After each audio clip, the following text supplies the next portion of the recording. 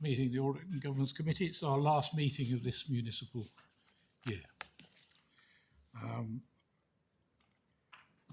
We have some apologies. We've just had Councillor Harvey sent in his apologies at the last minute. Had a personal apologies from the Chief Executive, who was at another meeting, and from Nick Bell, the Director of Resources, who managed to book some leave. It was his last meeting, would have been his last meeting, because he's decided to go back to whence he came in the retirement and other interests. So I think I just note that we should thank him for what he's done for this committee, and more importantly, I think we could feel his effort and achievement and professionalism in the improvement journey which the Combined Authority is making. Okay. And the monitoring officer is going to join us later. We have the number 2 monitoring officer sitting on my right. He's ready for the flag, she tells me. But there won't be any, will there? No. Good. All right then. Are there any declarations of interest? Items on the agenda? No, thank you. And I just need to mention we are being live streamed. And I have one other item at this stage that will get me our chair's announcements done, which is I'd like to reorganise the agenda a bit because of diary management when the monitoring officer will come. So we'll take items 12 and 13 before items 10 and 11. And you'll remind me when I get there. Yes, okay, good. Fine. So that concludes items 1 and 2. And if we could move on to the minutes of the last meeting. Are we happy to take them as a record? No. Steve? Yeah, I did mention to Anne earlier on, I'm actually down that I was, it says I was in attendance, but I actually submitted my apologies. Yeah.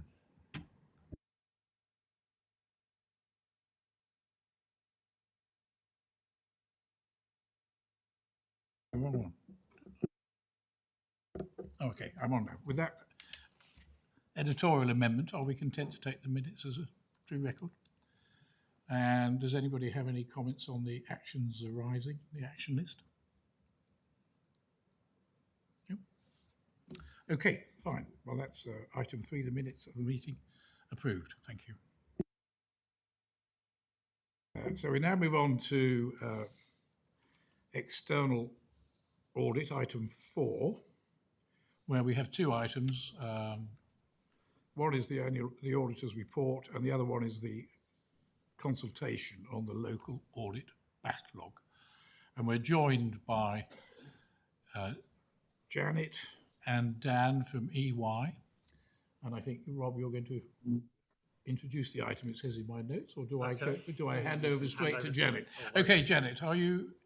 Yes, absolutely. Can you hear me clearly? Yes, I can indeed. So we're Excellent. all in your hands. Thank you. Super. Well, what you've got in front of you is the auditor's annual report for the year to the 31st of March 2022. So at the last meeting, we brought you the outcome of the audit of the financial statements and the detail about how we had addressed the key risks in our audit plan and concluded the audit. This document is designed for public consumption. So it's really the straightforward and simpler version of what have we looked at, what have we done, and what have we concluded for that year under audit. And it's the idea is that your local stakeholders, taxpayers, etc., should be able to pick it up and understand clearly in non-auditor jargon the work we've done for the year. So it really is a summary of all of the information that we've previously brought to this committee in one place. And what we've sought to do, and I know that this has been a bit of a debate with the committee, is both reflect the findings that we had, particularly around the value for money arrangements in that year, and then provide some update about the journey of improvement that the organisation has been travelling on since that financial year. Clearly, as we said last time, we're not concluding that is all fine and fit and dealt with, but what we are doing is trying to reflect that the organisation is moving in the right direction and there are improvements in train. We'll then conclude on those improvements in our subsequent work on value for money arrangements for the year to 2023 and then on to 2024. So I'll stop there because, as I say, nothing much new in there, but happy to take any questions.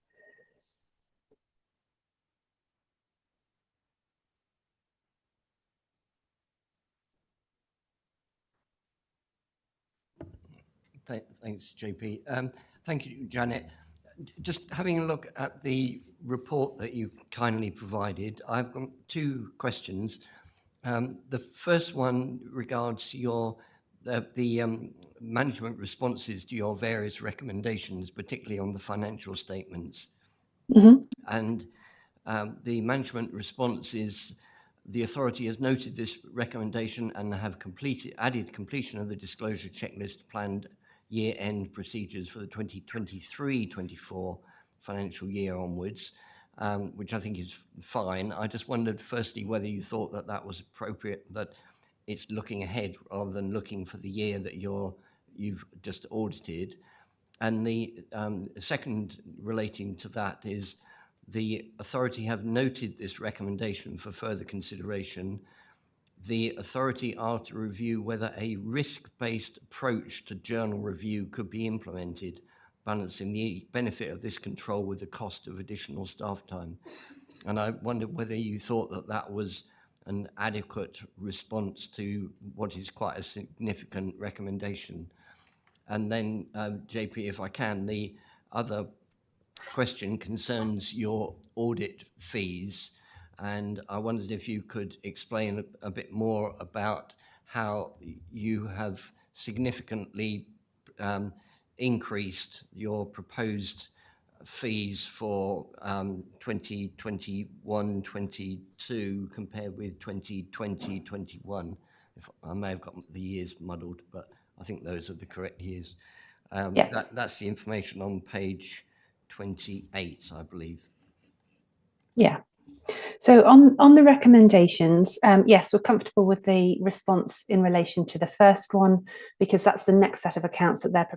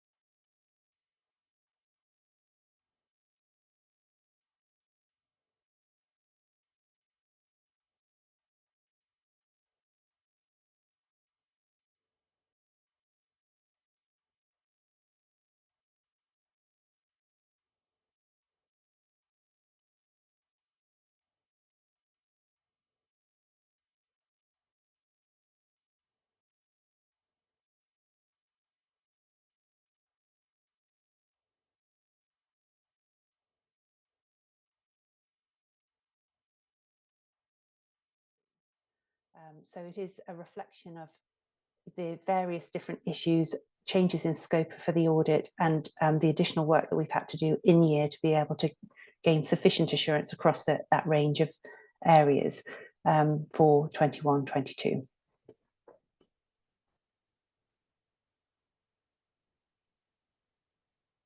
Yeah, thank you, Janet. And I understand if you're not involved in the 2020-21 audit, it's difficult to do a proper comparison. But for example, the reduced materiality, 17,131, just seems to me to be quite a lot of money for the additional work that you've had to do. I guess as we just have to leave that to management and PSAA to review the technical information that you're going to provide and then determine whether or not it's reasonable. I don't think at this stage, JP, we can say we agree it or we don't agree it. If I may come back on that particular point, you'll remember that we changed the risk rating of the organisation as a result of the whistleblowing incident and then the potential for pervasive error within the accounts due to the culture of the organisation. And having raised the risk rating for the organisation, one of the procedures that we then change is the level of testing that we do to make sure that we have sufficient assurance. And that's what the impact of the reduced materiality is, because it requires us to test more extensively across all areas of the financial statements as a result. So that specific one I can explain for you. I just wanted to reassure the members of the committee that we will be discussing these with EY and indeed the PSAA, and we can come back and give you an update on where those fees end up at the end. But we will be going through line by line with EY to understand what the different lines are and where the costs originated from. But I should say it was expected to come in higher than prior years for the reasons that Janet has set out.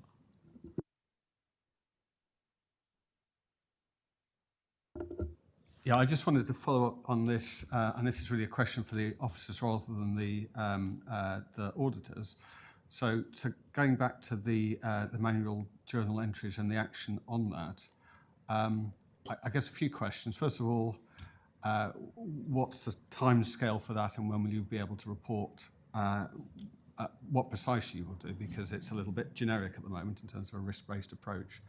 And given the concern about additional staff time, can you give an idea of the number of manual journal entries we have to deal with over the course of a year?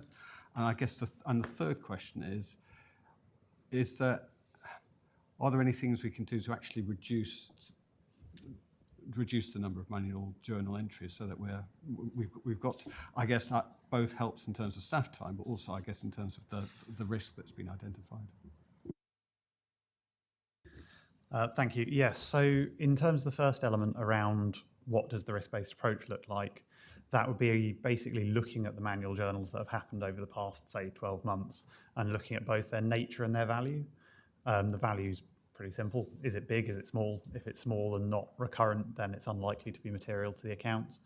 The nature is there's some very large journals that go through at the end of the year where we're saying all this spend was funded from this grant, but it's a single transaction between the grant and the expenditure code. That has very low risk in terms of, is it inappropriately spent, for example? And so that might get passed over because it's not inherently risky, whereas moving costs between different service areas, for example, could be someone hiding costs spent on one project in another or something like that. So by its nature might be higher risk. So those are the two elements we'll be considering. Timing-wise, I've actually already asked the team to pull together the summary of journals over the last 12 months. I haven't had it yet, so I'm afraid I don't know how many there were, but I am confident that there are going to have been fewer in the prior 12 months than the year before, because one of the key areas where we had lots of journals and are reducing them is around miscodes. And the control we've put in place is making sure that I think it was 98 to 99% last time we checked, of transactions where we're paying a supplier go through the full accounts payable process, which requires raising a purchase order. And that raising of it sets the coding, whereas previously it was done on a journal invoice by invoice basis, and that led to a lot more incorrect codings and corrections. So the total volume should decrease, although I'm aware that it's a standard suggested control from EY. So even though it's a lower number, that would still be a suggestion. So I hope that answers the three elements.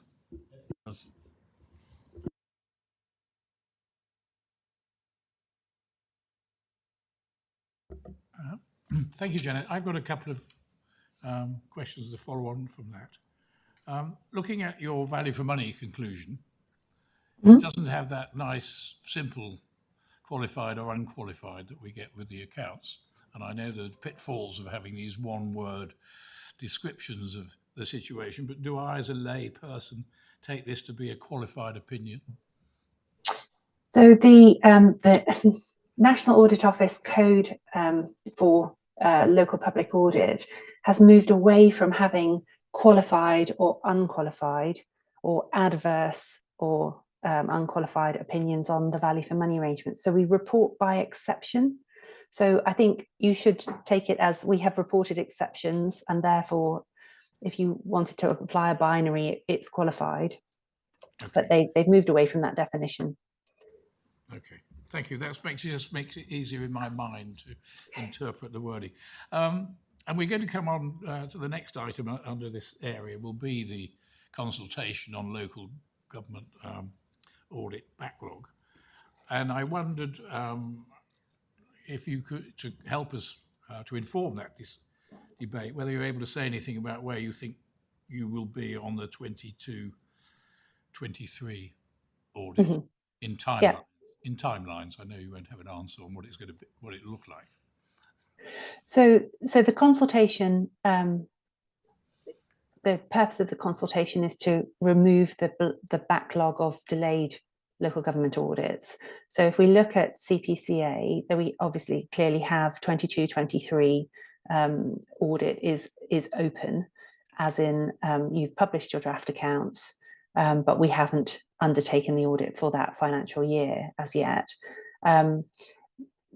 Our intentions, we set out in a letter to the finance director, and I think it came to you as well, Chair, in December, which said that in the period until the consultations were finalised and legislation was taken forward, we would be focusing on the work that we needed to do on value for money arrangements across all organisations.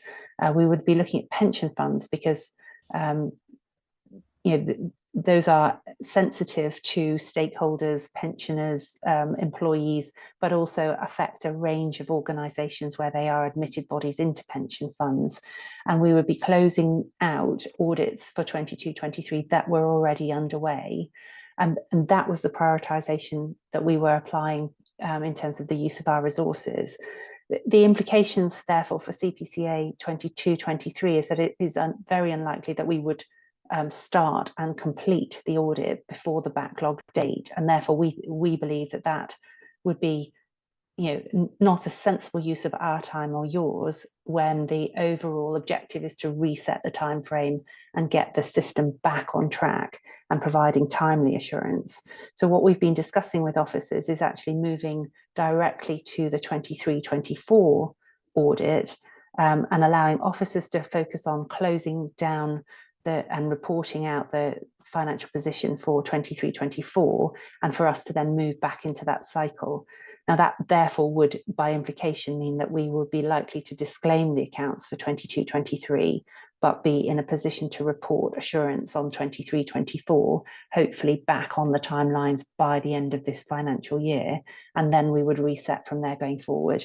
And the impact of the disclaimed accounts would wash through more quickly for the organisation than if we were to do 22-23, then move to 23-24 and get caught by the backstop dates for potentially both of those years. So it would actually allow the organisation to get back on track more quickly and for us to get our audits back on a more timely footing more quickly. Okay, thank you. But it does need to be a value for money statement, if I've understood the consultation correctly. Do you have a timeline for the 22-23 value for money statement? Yes, now that work has been substantially complete, and we are in the review process, our intention would be to get that report out to officers as soon as we've done that, probably if not by the end of March, then but certainly into April. And then bearing in mind that there you may have a gap before your next audit committee, we would discuss with officers whether or not we would circulate it to committee members in the meantime, so that you can see what that looks like. We can't then finalise that work until we know what the legislation looks like for the financial statements audit as well. But the point of having more timely assurance is that we can get that report out in at least in interim status. We then need to update that before we closed out the audit responsibilities in total for 22-23, including the disclaimed opinion. Thank you very much for that. I mean, our next meeting is on the 20th of June. Right.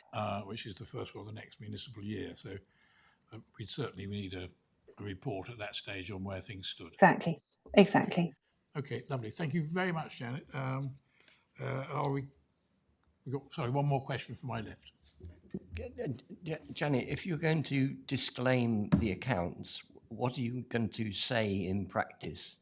I'm particularly concerned that residents, the public, will think that it means Rob and his colleagues are not doing a proper job, whereas in fact they've done a wonderful job in producing the accounts. It's just that you've not had the capacity to be able to audit them properly. So how are you going to explain that to the public?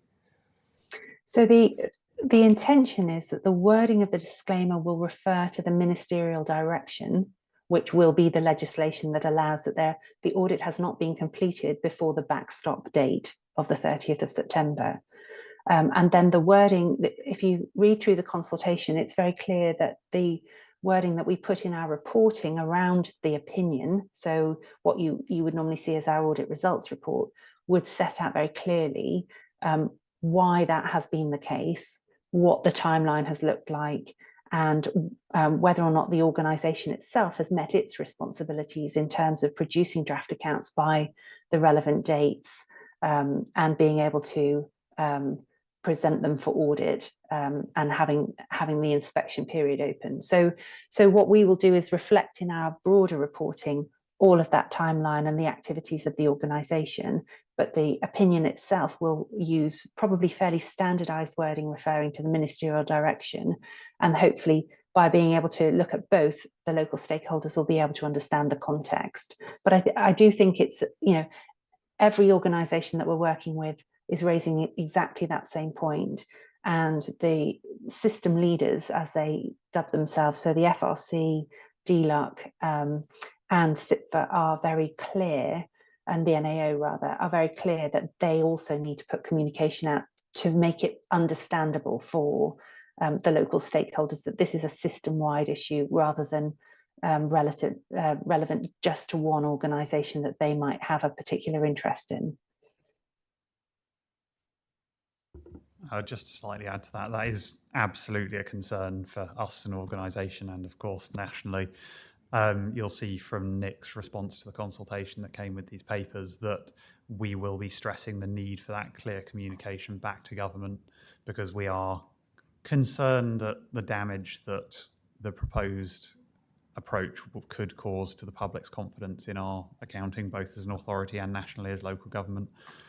But as Nick recognised in the response, we are where we are, and if we don't do something serious, then it will just continue on as it has for the past couple of years. So as disappointing as it is, I think we're all resigned to something like this being required, and certainly locally with our communications will be as clear as we can be that this is the result of it not being audited, not being looked at, not an indication that something's wrong. And we do also, looking forward from that, and it's something we'll obviously be working with Janet and her team on, around what does that mean for the 23-24 accounts, because if 22-23 isn't audited, the opening position isn't audited, and we're very keen to understand how we can work with our partners in EY to ensure that those 23-24 accounts can come to a conclusion with an opinion, rather than needing a disclaimer saying everything we looked at was good, but we don't know about the opening position. And that's an open discussion and piece of work, both locally and nationally. Well, thank you again, Janet, for putting that context for us. I rather stole, by asking those questions, the purpose of item 4B, which is the copy of the consultation. And you put our local context there. I wondered if, I mean, for those who,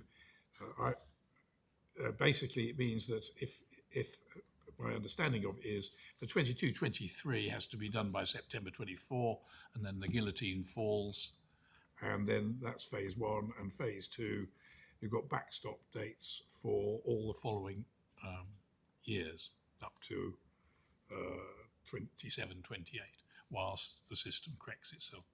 So you've seen the paper on the consultation and the response by the CPCA. Do colleagues have any? We're asked to note this report. We've heard the reality from Janet on what it means for us. Are we content to note, or would people like to raise any points? No? Content to note. Okay. Thank you very much, Janet, for that and for fitting us in what I know is a busy day for you. So I need to go to another audit committee now. Yes, thank you. Okay. All right then. But Dan will remain with you. Okay, thanks a lot. Okay. Bye-bye, Janet. Thank you.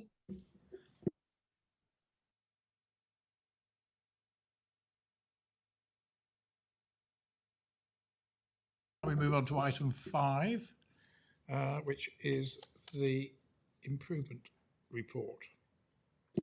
Who's going to introduce it as ever?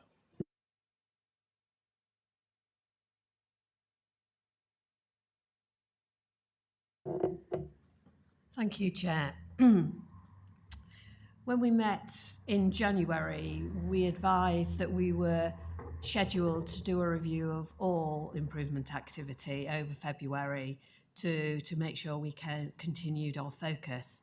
But the committee will be aware that a new best value notice was received by the authority that will be in place for a further 6 months. So that has absolutely focused our attention on what we need to do next. I would state, Chair, that the best value notice has acknowledged the steps that the CPA has taken to address some serious issues that were raised, and also the progress in delivering the agreed improvement plan, but acknowledges that something such as embedding culture change does take time and will require a sustained effort.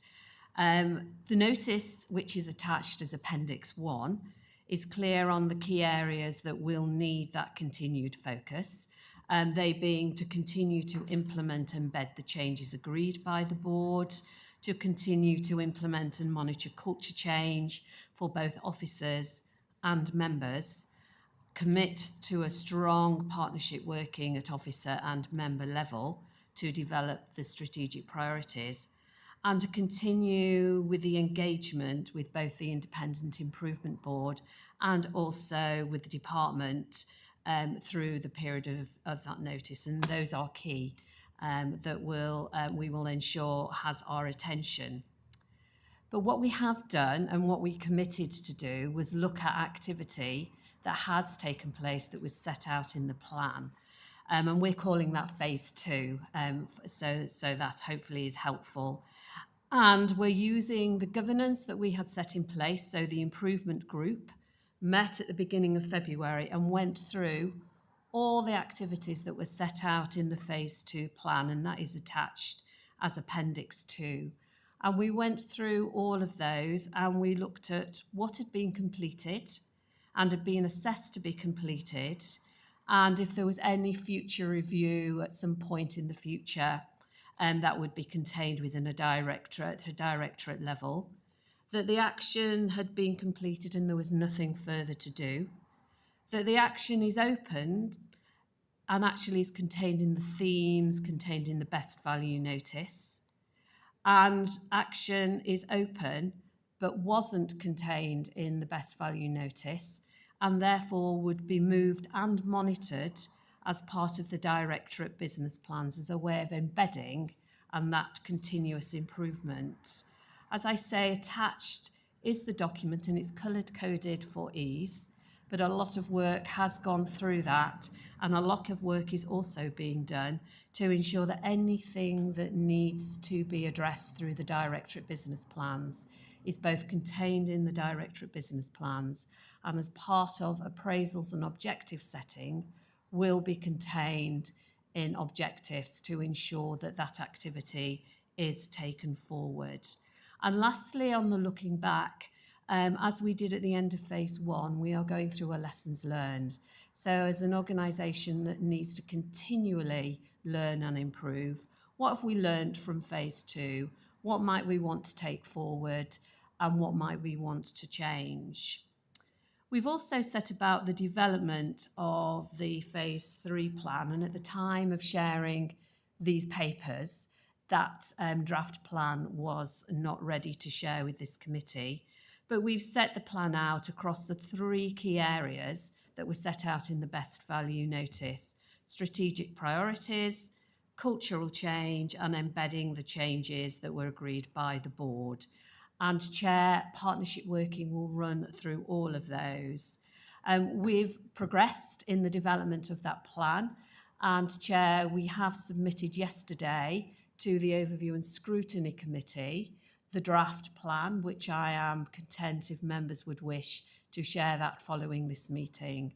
It will also go to the Independent Improvement Board on Monday for further reflection, and obviously it will be amended leading up to the CA board on the 20th of March. So, Chair, I'm happy to share that.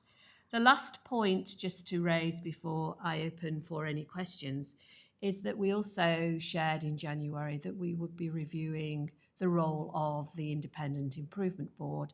We have set out in the terms of reference, the original terms of reference, that it would be reviewed. And now we know what the focus is for the continued best value notice. There was a good discussion at the Improvement Board in January, and we talked to them about their role, their continued focus, how they may add the greatest amount of value. And the draft terms of reference is attached to this committee paper at Appendix 3, and that will be going back to the Improvement Board, which meets next Monday, for further consideration en route to the CA board on the 20th of March. So, Chair, I will stop there, but I'm happy as always to take questions. Thank you, Angela. Questions, colleagues?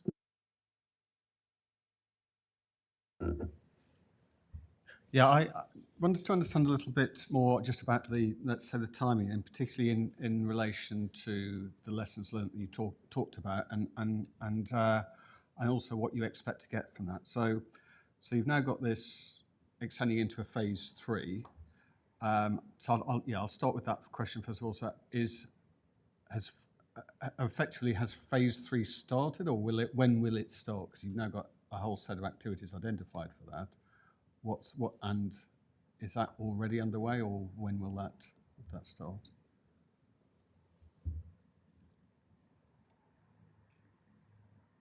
Oh, sorry.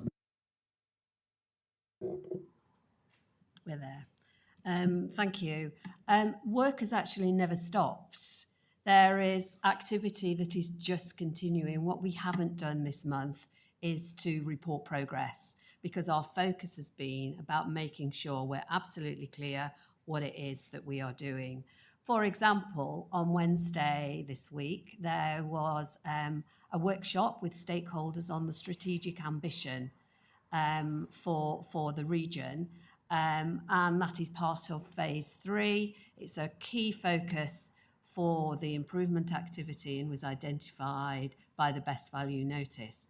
So although there is not a formal signed off plan, and the phase 3 plan will be owned by the CA board, which doesn't meet till March, we haven't stopped. But what we're not doing at the moment is reporting. The culture change for officers is still ongoing. Some of the activity with regards to continuous improvement is still taking place. But what we haven't brought today is the plan of where that activity is at. Lessons learned is not just for phase 3. It's for the continuous improvement for things that will go on and will be contained within directorate business plans. It's just that, and it's important that we don't stop, but we do reflect. And we've talked about, as part of the reflection on lessons learned, is the governance arrangements working that we have in place through the improvement group? Is the reporting, is that helpful? Is that enabling us make progress?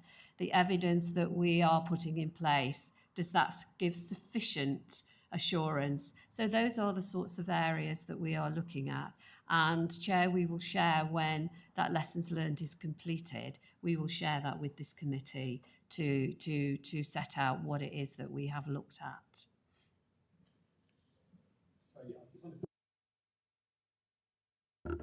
Yeah, no, I'm working. Yes, I do want to explore a little bit more the lessons learned and the timing for that. I guess partly because, in my experience, sometimes people leave lessons learned too late, and you only think about the things that you learnt most recently, and you lose other things on the way. So how are you making sure that you're continually gathering those lessons, even if you've only got an end point at which you do your formal lessons learned review, and how do you make sure that those lessons learnt then get used, and it doesn't just become we've documented, we've learnt those lessons, and then we move on and actually forget to apply them? Thank you, Chair. Well, first of all, we have our internal audit colleague sat at the side of me, and part of the internal audits that have taken place have looked at, from phase one, the lessons learned, that it's not just a paper exercise, but we actually review and change things. So we're following that same process. And as the committee will be aware, the improvement group, which has been established, meets twice on a monthly basis, which has project managers, but also the theme leads. And through that group, there is a continuous focus on what do we need to do? Is there anything that we need to improve on? So there will be a note, as there was at the end of phase one, that we will reflect on as a group, that no doubt we will share with internal audit colleagues if they ask for it. And we will ensure that we focus on the things that have come out of that. That was our approach in phase one, and I think we've taken the learning from phase one into phase two, but also in the broader activity on improvement that is going on across the authority as business as usual. But we will bring back to this committee the outcomes from that learning that will be considered at the next improvement group meeting. Yeah, thank you. That's addressed my points.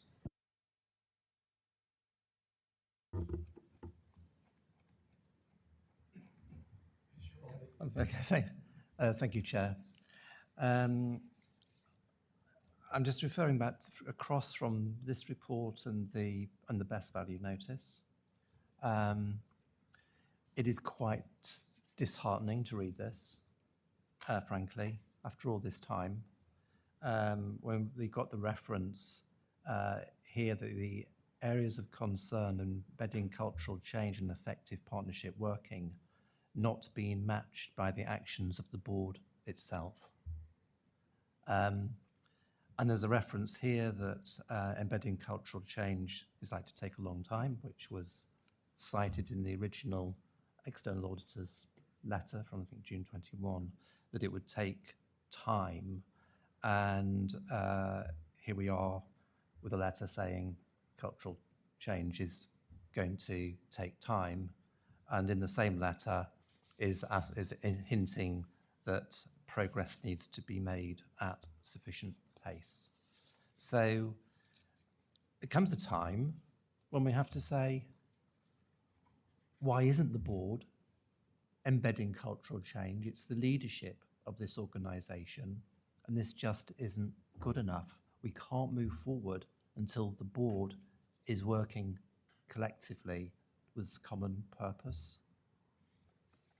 It really is shameful, actually. It's very disappointing. And I just think when you just my computer now has just flipped. But I was going to refer to statements on page 40 and 41 in small print and red ink.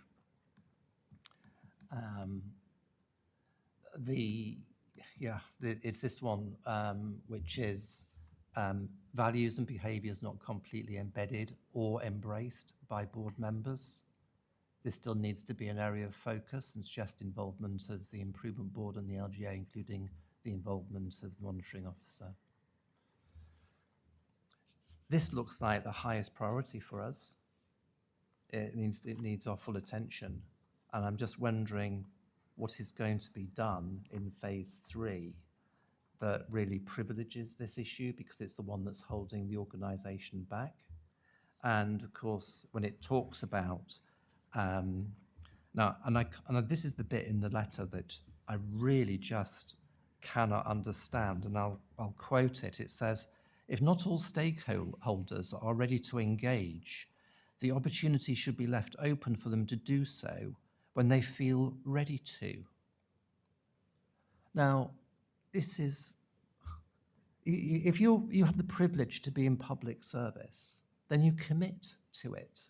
When you get a job, you don't say, your employer doesn't say to you, well, turn up when you feel ready to.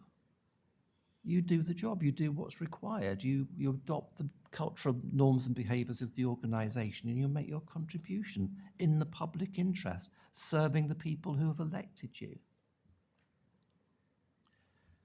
I'm dismayed by this, I really am.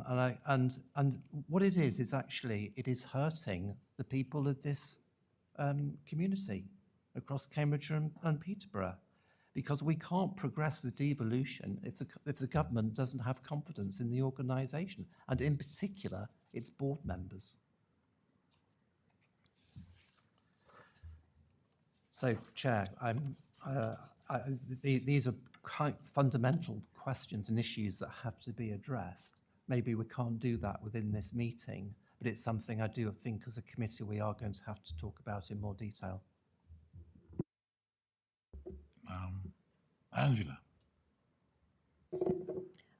I note what you have shared in terms of the text and the intent in the letter. We have already had discussions with the LGA about the capacity and support that they can provide to support the cultural change that is required for the CA board. And the Independent Improvement Board is meeting on Monday, and a key area of focus is both the best value notice, but also what it might do as a board and as individuals with regards to support and enabling that change to take place. And indeed, the CA board has been invited to attend on Monday to discuss further the strategic ambition for the region and the activity that they are collectively undertaking, and their ambitions as a board for that. And Chair, the only other comment I believe I can make in terms of the note and the question stroke comments made is the chair of the Independent Improvement Board is very clear and has shared that don't wait till everybody is on board before you start making that progress. Keep the focus on the strategic ambitions, the priorities for the board. Be mindful and aware of the needs of the whole region and make that progress regardless of if all individual CA board members are engaged and indeed involved, but keep taking those steps forward. And that indeed is what is happening. And I referenced as part of my report that there has been a second workshop this week where the CA board and key stakeholders have discussed the strategic ambitions for the region, and there is a programme of activity to continue that. But we are aware of and are working with the LGA to work through this specific activity that can be put in place to support that continued focus on the culture aligned to our civil values that are agreed by the CA board in working forward so that there is that culture in place.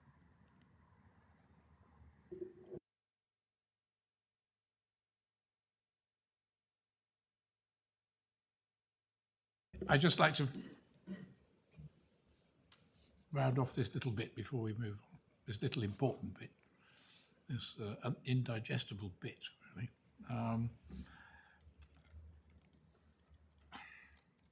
We have an opportunity to make our opinions clear in the annual report, which that's why when I keep moving it down the agenda and moving up, but that's why I left it as a working draft, because there's lots of moving parts on this. The essence of what Simon said, does that have our support as an opinion about where we are? Because if it did, I would ask Simon to provide me a couple of paragraphs, please, that I can weave in to our report and move it up to the headline. If we're all minded, I take that as a yes. So, because we've got, when is the annual general meeting? 5th of June. So we've got time to do some wordsmithing. Sorry. I agree that we should put in a couple of paragraphs, but I would balance that slightly with acknowledgement that there's been a lot of progress. So there's still stuff to be done, but we're making good. No, but I think that it's the pivotal bit about the culture and the board, isn't it? Because what resonated with me is this is doing no good for the people of the region, because I spent 10 years of my life in Whitehall in various times, and when you're dibbing out the sweets, you don't do it to the people who are difficult or are tarnished. You don't. The arguments don't have the compulsion that organisations which are working effectively have. So there's a real inability to get money out of the system if the people who can influence it, as they have in their best value notice, aren't convinced that this organisation is good. So, we make the progress is absolutely, we need to make that clear. But it's trying to mould something which will register in the mind about this. And I mean, I was trying to think, well, can we get? I mean, we're not the organisation. We're not.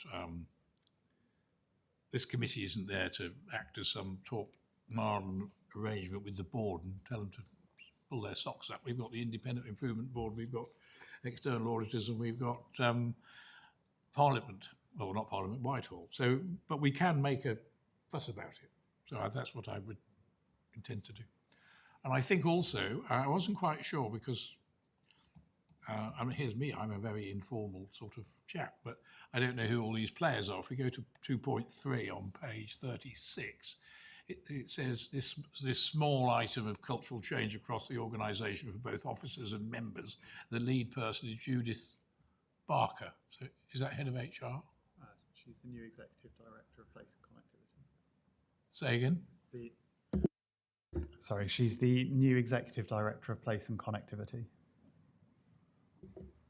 Is she here? In the room? No, I mean, yes, she's sorry, joined. she's in Yeah, post. okay. Yes, absolutely. All right. Well, maybe we should ask, I suggest, before we move on to the other points, for her to come and brief us at our next meeting on the methodologies of improving culture so that we get it firsthand. That would be on the 20th of June. Would we be happy with that? Okay. Right, so thanks very much for that support. I'll go now to Graham, you had a point. Yeah, I've got two points. One on page 36. If an action was regarded as sufficiently important that it was in the improvement plan, I can't, in my own mind, think whether or not it's being downgraded in putting it in the Directorate Business Plan if it's still open. I'm concerned that the Improvement Board might not be aware of the progress. I know it says progress is going to be reported to the corporate management team as part of regular directorate business plan monitoring report. But for things which are really important, I was expecting them to stay within the improvement plan rather than be moved. So I'd be interested in your comments on that. And then secondly, partly related to the discussion we've had earlier about culture, but there is an opportunity, I'm reminded, in the terms of reference for the chair of this committee, JP, for you to attend the improvement board. And I think it would be extremely helpful to them for you to go periodically and pass on your pearls of wisdom. Who is this man?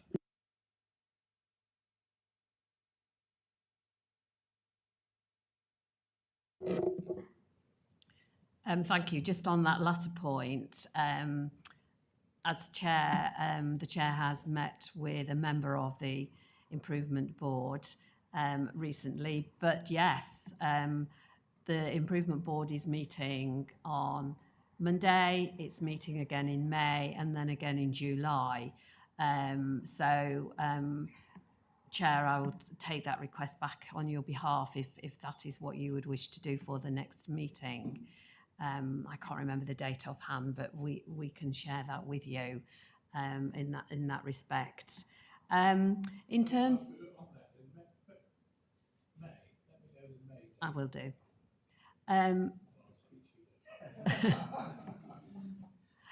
Chair, in response to the question about if it was important in the phase 2, why are we potentially moving elements out of the improvement plan?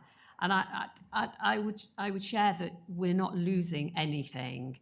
It's important that we complete what we've started, but it's so that there can be a real focus on the activity that's contained in the best value notice, which is in place for 6 months.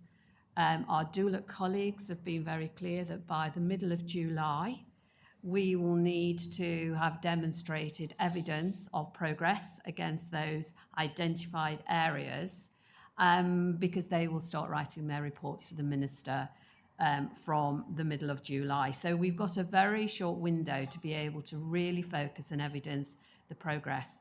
But please, it does not mean that the other areas of improvement will be forgotten. It's just about what will be focused and reported through to external stakeholders.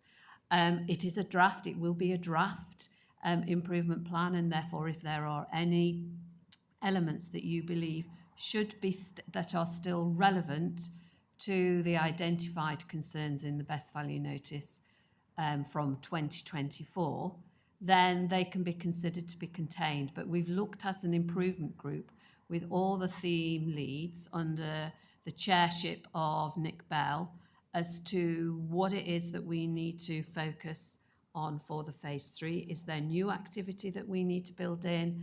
But what might we pass out? Because it's important as a mature organisation that we can hold improvement at a directorate level, not just through such as myself banging the table on a constant basis. So it will be reported, it will be contained, but we are content if there are specific elements that you believe are still relevant to the areas that are contained in the 24 best value notice, we can reconsider those.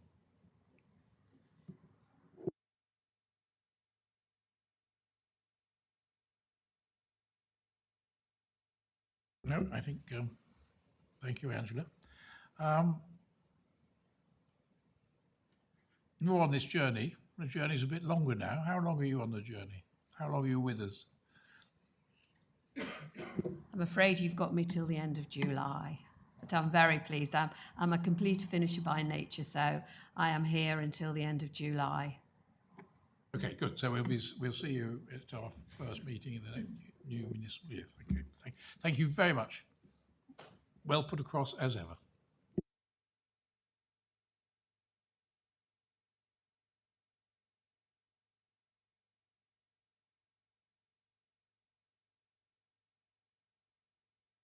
Sorry, corporate risk register item 6.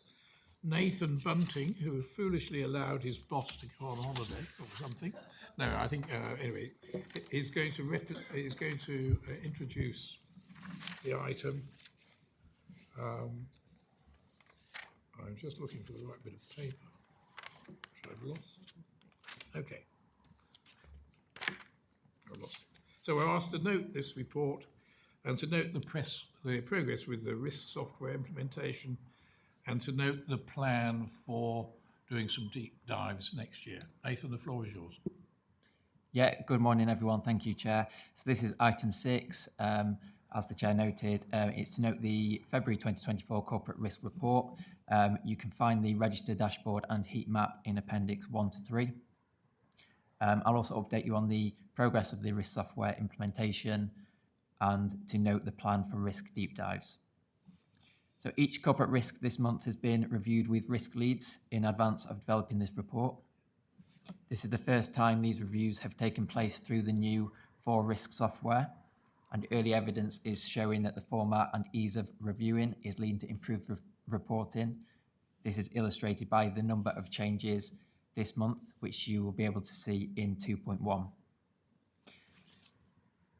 In 2.1, you'll see the exact details of what these changes are, but here is a high-level summary. So there's now 15 risks on the register. This is down from 16 in the January 2024 report. There's been a closure of the subsidiary companies risk and the opening of a new risk called subsidiaries companies and stakeholder membership. There's also been closure of 2 net zero hub risks and the opening of a new risk called Net Zero Hub/HUG2. And all the risks can be found in more detail in Appendix 1. Regarding the scoring of the 15 residual risks, there is 1 red, very high risk, 1 amber, high risk, 11 yellow, medium risks, and 2 green, low risks. So this represents an increase of 1 red risk, but with 1 less amber risk, 2 less yellow risks, and 1 more green risk. And you can see Appendix 2 for the risk report, which sets these out in more detail, and Appendix 3, where these are plotted on the heat map. The very high risk is future funding, which has increased from a score of 19 to 22. Again, more detail on those score changes are in 2.1. So as mentioned, work is progressing on the risk software implementation, and at a corporate level, it is being embedded. And we're now in the process of moving all service level registers onto the software as well. And regarding risk deep dives, an action from the previous audit and governance meeting is to develop a list of deep dives for the committee to consider going forward. So we'll be bringing forward a report in June to seek committee views on areas members would like to consider for review. We'll then come back to the following meetings with a deep dive into those areas. So thank you, and happy to take any questions on any of that.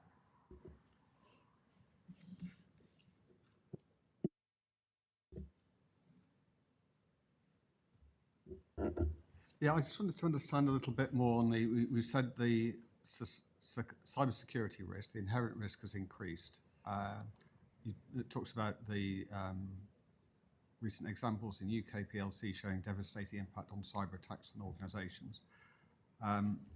So you've raised the impact, but the probability, has the probability changed? Because I guess my sort of impression would be if you're seeing it more, then maybe it's more probable. And how confident are we, given that it's the inherent risk has raised, that the residual risk doesn't change, and that we don't need to change the actions that we're taking and the controls that we're putting in place? So following this meeting, I will discuss exactly what you mentioned, and I will speak to the risk lead and come back to you with a more detailed answer. But what I can tell you is that the likelihood did not change. exactly as you said, the impact moved from a 4 to a 5. The wording that was given when that change was mentioned is that recent examples in UK PLC show the devastating impact of cyber attacks on organisations.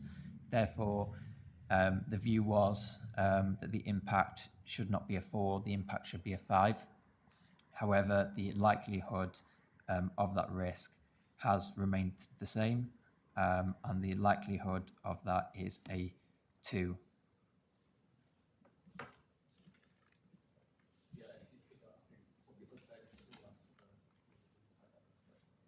Yeah.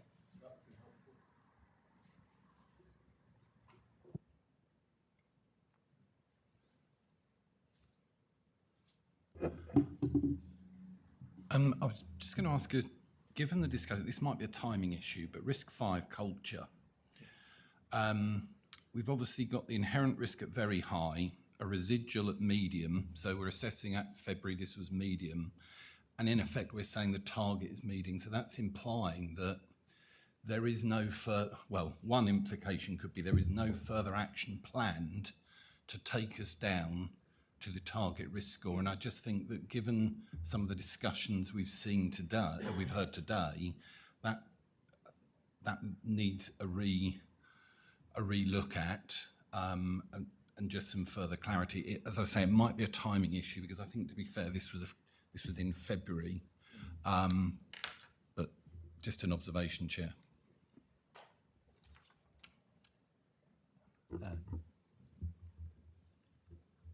I'd completely agree with that. Was my next question, but I think also when you look at the control summary, they need to be amended to align with the best value notice, and then obviously we probably would. I don't want to get engaged in colouring in, but it does need to be green at the end. That needs to be the target because it needs to align with certainly the financial sustainability line, because I think the two are very closely aligned. Okay, thank you. Yeah, I think that's quite helpful. So if you could take that back, Nathan, to the culture lead, who we now know it is. And we've invited the culture lead to come and talk to us at our next meeting. And could we include in that, please, her insight into how she gauges the risks. And there's that general point, I suppose, about maybe we could have an insight to that next time about an aspiration which is a medium risk. The target's the aspiration. A bit about the philosophy behind accepting a target where the risk remains medium. There's nothing wrong with, I'm not implying it's wrong. It's a question of understanding the thinking that gets there.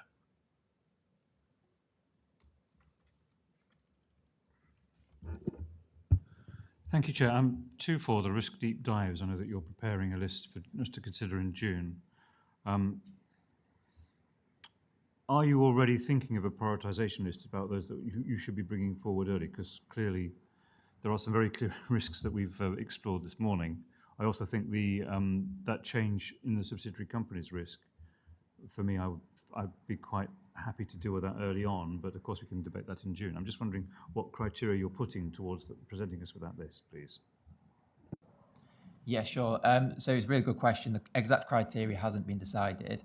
However, there's a couple of avenues that we can go down. So we now have a risk appetite statement that has been agreed, and we need to get to a place where we are better using that statement and we're better reporting against that statement. So any risks that are above tolerance in the appetite, so above appetite, could potentially be brought to audit and governance to be reviewed.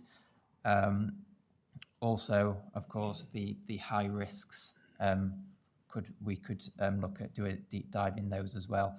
Like I said, the exact criteria hasn't been decided. We'll be discussing that over the next month with you as well. And if there's any thoughts on what you would like to see us do a deep dive into, that would be really appreciated and helpful.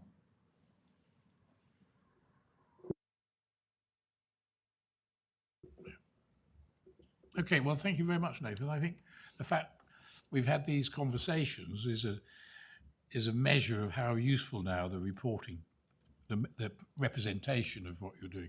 And I particularly personally welcome the way you outline the changes at the high level and why they've changed, because that in itself is an assurance. When you can see that an organisation is debating these points and moving them around, that makes you feel more confident about it being embedded in the organisation. But thank you. You can report back it went well.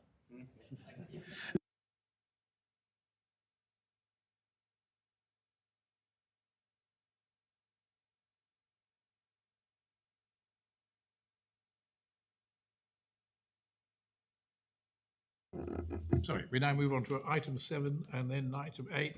One is the internal audit progress report, and the other is the item 8, which, Dan, you can just move straight into as you were introducing it, as we're ready, is the intentions for the next round of internal audits. The floor is yours. Thank you, Chair. So if I may take you to page 49 in the pack, the key messages slide from the progress report. Just a quick reminder, twofold progress of this purpose of this paper.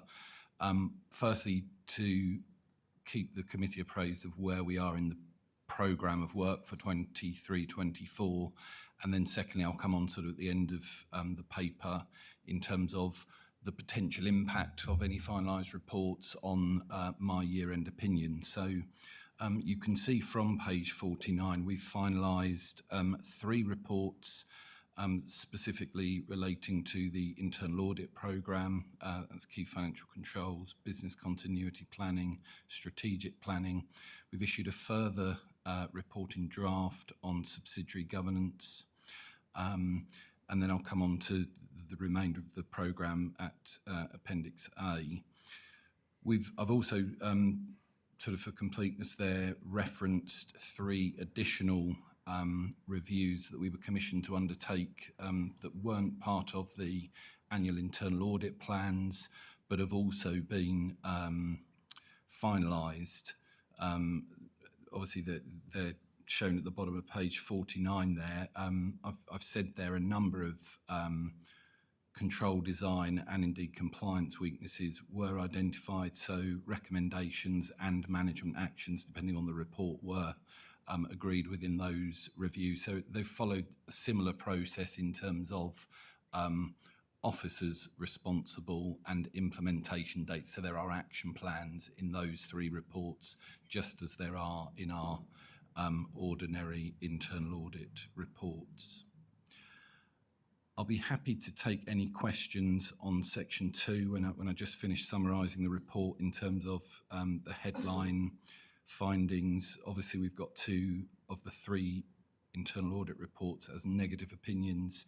I think what I would just say, it's not included within the documentation, but on the key financial controls review on page 50, all of the medium priority actions in there are due to be implemented by the 31st of May, so they've got quite timely implementation dates. I think there's one low that goes through to the end of August.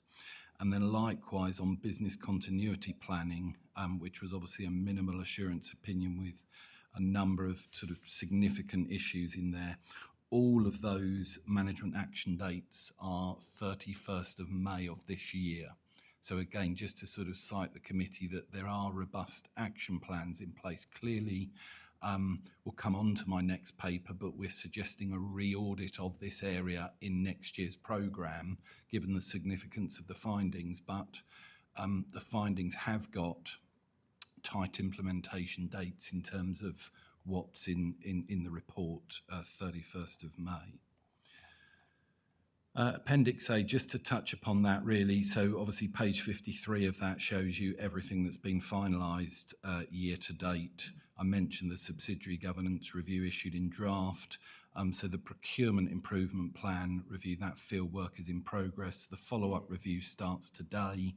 So that's clearly an important review because it's assessing progress that's been made against previously agreed management actions. So both of those should come through to your June meeting as final reports. And then the final review of the 23-24 plan, the IT audit, that commences at the beginning of April. That has historically brought some negative assurance opinions through. So clearly that will have some bearing on my my year-end opinion.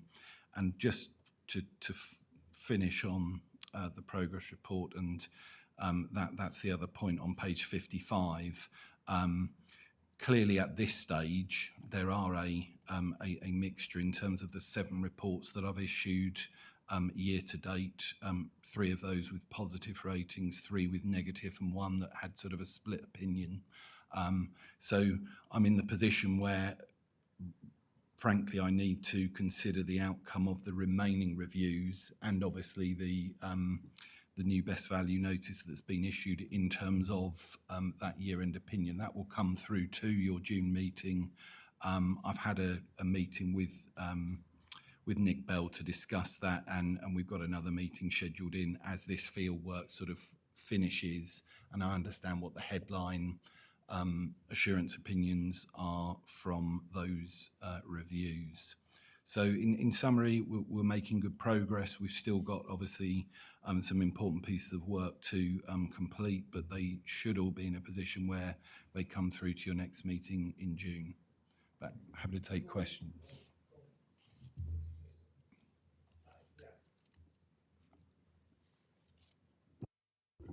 Thanks. Yeah, I just wanted to update the board on those 2 negative the actions following those 2 negative opinions. The first on the key financial controls audit, as Dan mentioned, there were 5 actions identified. 3 of them have been completed. 1 has been superseded by a stronger inherent control, and there's only 1 remaining still to be completed by the end of May. On the business continuity planning, it was really just to give some context around that. It is noted in the report. This was an audit we put on the plan and asked RSM to complete as a future-looking piece. As it stands, looking historically, we're a commissioning organisation. We don't provide direct services to the general public. And so while we absolutely don't dispute the findings that Dan and his team have found, when hearing about this, it sounds rightly negative. However, it should be put in context of our role as an organisation. If there were a significant fire, flood, IT disaster, there would be no huge direct impact on the general public from that because we simply don't provide frontline services as an authority. We asked for this as we're looking forward, and we might become more involved in that if franchising comes forward. And so we really wanted RSM to come in and do this because we were aware that there were likely shortcomings in this area that we wanted to address before that risk profile increased. So this was very deliberately put in place because we were aware of these potential shortcomings. It was not a surprise, as one might say. Before I open the floor, I think I just add another couple of comments that I think we should be encouraging. I've always encouraged the executive to get internal audit resources to be shined in areas where the executive has some wish to know more. So that's a positive. And the other thing I should say that there, and all the time I knew, worked with Nick, the only crinkly conversation we had was in the pre-brief for this meeting when we were discussing these subjects as to where the opinion might land and the tension between an improving organisation and external, well, internal audit, but external scrutiny.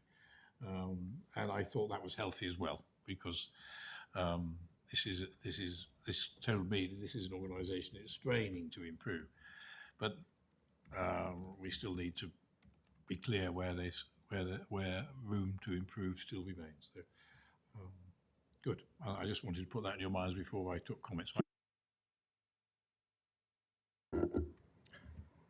Yeah, I'll I just wanted to pick up on that, the business continuity planning aspect, because absolutely the internal audit should be focusing on the areas that there is most concern that there could be issues. So I guess the positive is that clearly that's happened in this case, and I understand the point that it's not that if there was some sort of business continuity issue that the public would see a direct impact. But the organisation still needs to be able to function. And if I look at the findings, it does concern me that there are so many aspects that are missing. There are plenty of examples of organisations that have been hit with business continuity issues that have affected them, that have taken them months to recover from. And so it's not that if it was it's not that the bins don't get empty tomorrow because that's the district councils, but there is what concerns me is that there's a lot of risk here. There's a lot of issues identified. So I'm interested to understand a little bit more about the actions. I see there's 14 for 4 high, 6 medium, and 4 low. Just what the expected progress is, or what the targets are behind that, and how quickly we can get to a point where the assurance would be significantly better than we have today.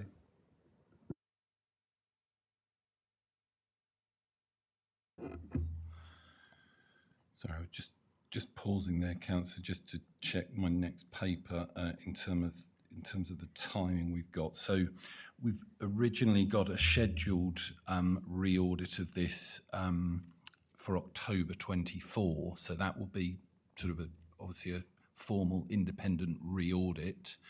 There is the opportunity through the management action tracker that Rob and his team keep up to date to perhaps come to your June meeting and for you to be fully cited on, because all of these actions have got a 31st of May implementation date. In theory, the paper deadline may well allow you to be assured at your June meeting that what progress has been made, and then you will also get our report probably the January meeting, unless of course the committee's minded to bring that review forward if perhaps all the actions are implemented. So I think that would be helpful. Yeah. I was just going to say we can absolutely bring that update to your next meeting on specifically the actions from that report. Thank you. Thank you, Chair. I'm on the same point, really. I'm just thinking we're publishing in a public document a vulnerability here, which is somewhat alarming. It's probably a bit operational, but if something were to happen today in terms of an outage or a fire or an IT collapse, although you haven't got the processes in place, I'm hoping you can reassure me that you will be able to deal with everything, and there are interim measures in place so that it's not going to be the long-term disruption that we've seen in certain of the local authorities that have been attacked by, for example, a cyber attack. Yeah, I'll give you some generics, and we're joined by Adam Goldsmith, who's our head of IT, to provide a bit more detail on the IT specifics. In general, yes, we are a relatively robust organisation in that respect because we are extremely cloud-based. We have little to no physical server presence in one particular place that would be subject to a material disaster, as it were. If the lights went out, if the internet went down, if the building got abducted by aliens, we could all then just work from home because we are reliant on cloud-based infrastructure. Adam, I don't know if you want to expand on that, or if Councillor, you have any more specifics to ask Adam? Yeah, sure. Thank you, Rob. So the beauty of the combined authority, as Rob has alluded to, is that we are a cloud-based organisation. A lot of the disaster recovery processes highlighted in this report show that they're non-existent, but they are. The challenge we face, they're not officially documented. So whilst the processes are there for backups, recovery, spare kit, antivirus, all your normal procedures, they are existent. They are just not documented in a way that's almost acceptable to RSM as the auditors. So there is the level of assurance that the systems are protected, the data is protected, and the infrastructure is protected. It's just it's not documented. So with the timescales, that's why the timescale is quite short, because it's a very quick exercise for us to document those procedures and those policies that are in place. Thank you. I'm relieved. Thank you. I thought you would be. Yeah, thanks, Chair. Just around that business continuity piece in there as well, and I appreciate that most of the sort of combined authority systems are cloud-based. I just wondered within this this exercise if you're planning to do any kind of test of that resilience as well, because even cloud-based systems do depend on what what backup services you are buying from those organisations, and all the sort of things like what regions they're based in as well. So I just wonder if you've got any plans to actually prove the resilience of these the disaster recovery and business continuity plans. Yeah, that's a very good question. So we do backup restore tests quite frequently, every 3 to 6 months. We also have our data replicated within Europe only as standard practice. We don't do anything outside of Europe for GDPR and data protection reasons. We are also undertaking yearly penetration testing that will pen test all our cloud-based services as well as the physical kits, that's people's laptops and phones. And we've just moved all telephony, so that's mobile phone estate, into a proper managed environment, so then they're also protected. So we do cover all the bases. We do regular restores of the data. We do regular pen testing on an annual basis with remediations if needed. And we regularly do the disaster recovery planning. So we'll take an example of a cyber breach.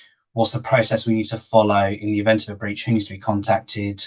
Does the ICO need to be informed? That sort of scenario execution.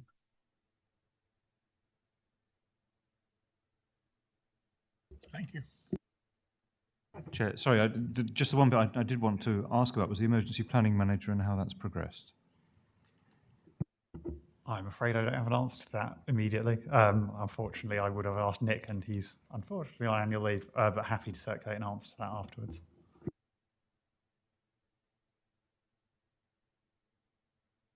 Just before we move on to your future, sorry, one on my left. Well, the answers we've heard about IT seem much more positive than the internal audit report, and I would just suspect that they can't both be right. I just wonder whether, Dan, you've got any thoughts on your audit opinion versus what we've heard from the IT manager. And then the other question which I wanted to raise was for your annual opinion.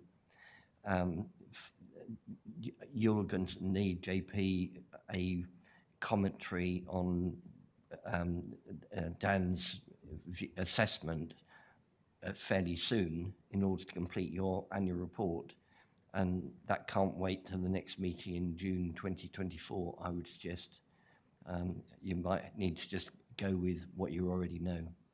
But well, let's take the two things. Let's do the criticisms about business continuity, where I think Adam said it was to meet the auditor's requirements. It wasn't written down. I'm not sure I quite agreed with the way you phrased that requirement, but anyway.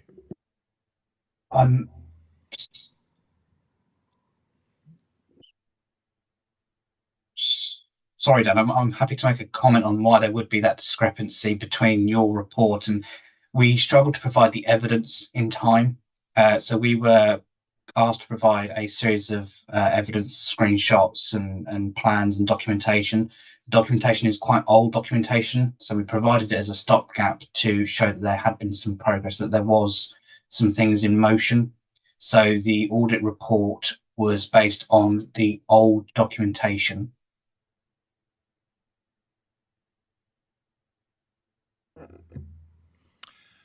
I think the only other thing that I'll perhaps add to that is obviously there is sometimes a timing issue here, Yeah. whereby our field work will be based at a certain point in time, and there may well be some sort of comments that have been provided today where action has already been taken. Obviously, we will be in constant dialogue during an audit. So if we find what we believe is a weakness, we won't just save all of those up until the debrief meeting at the end.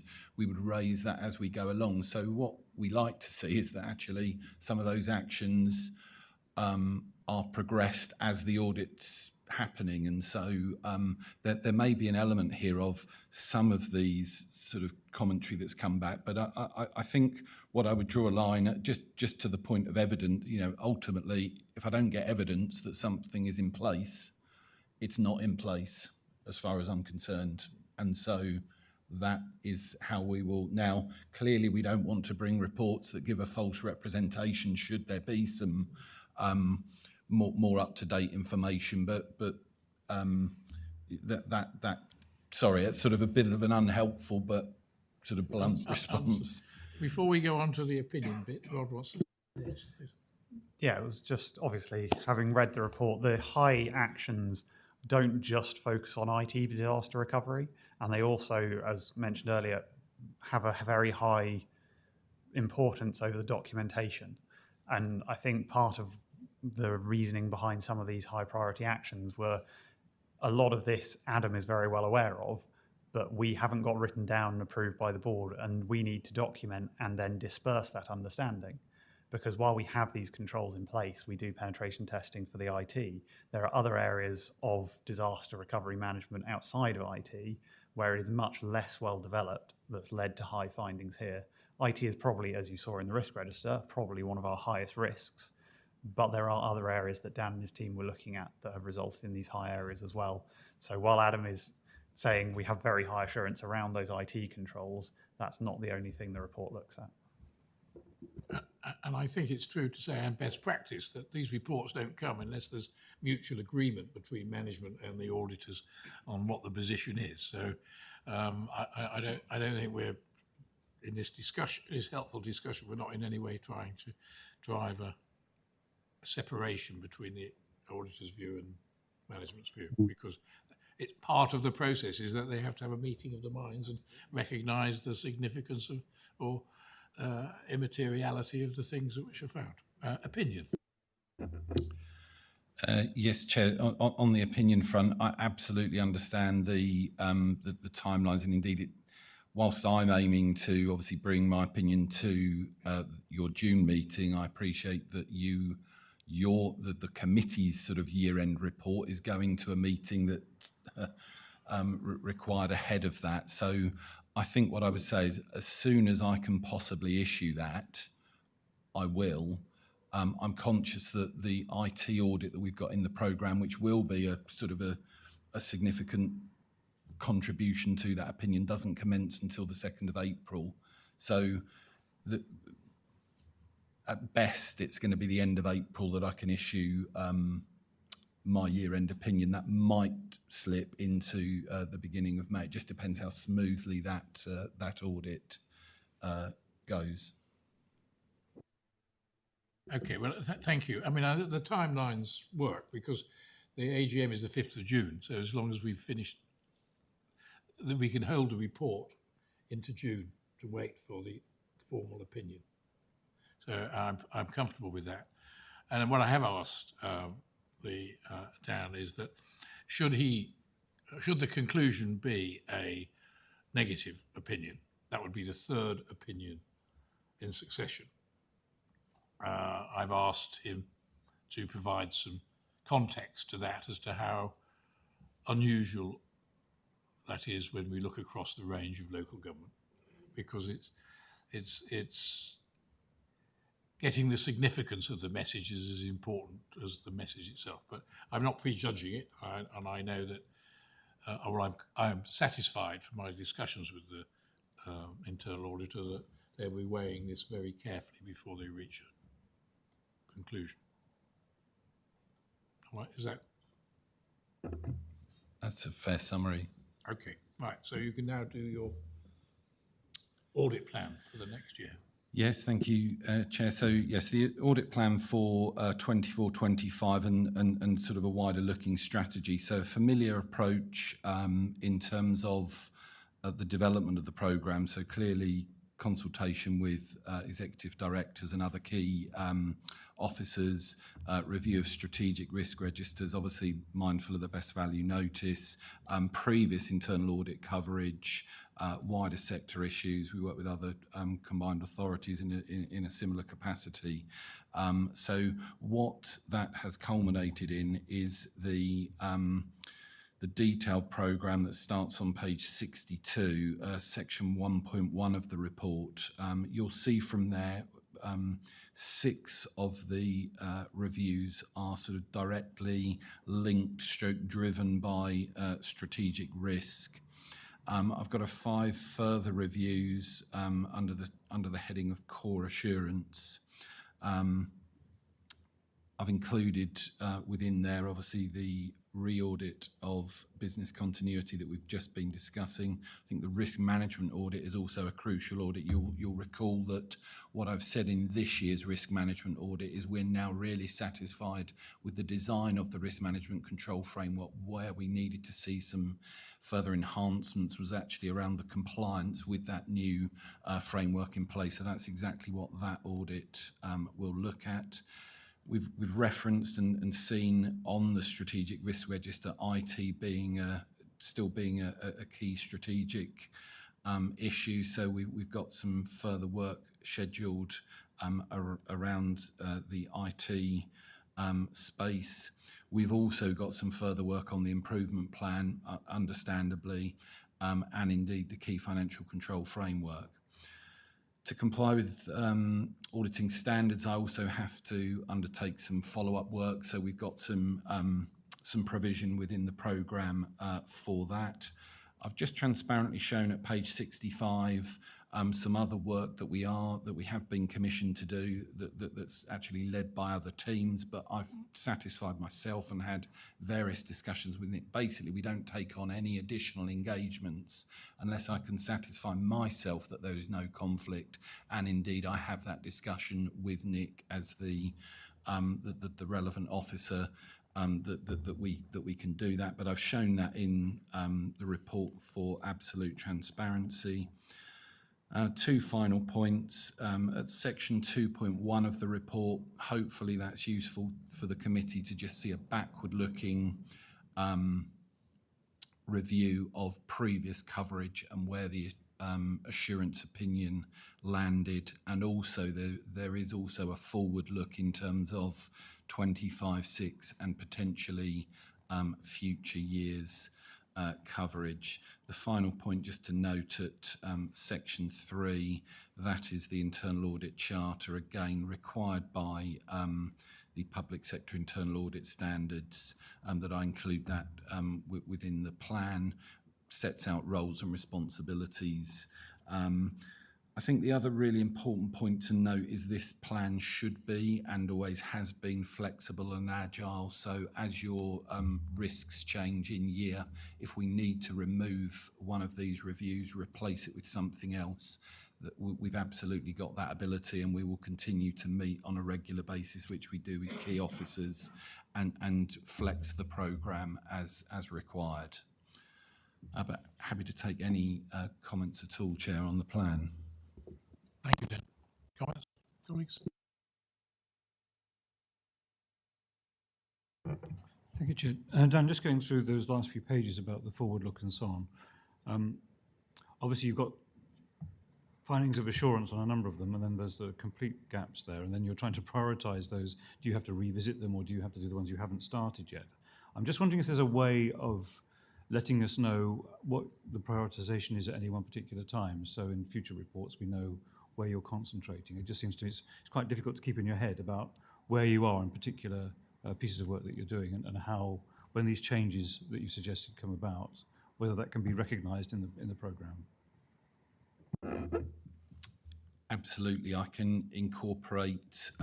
So the next progress report you see at your June meeting, that will include the final update, hopefully from the current year's programme.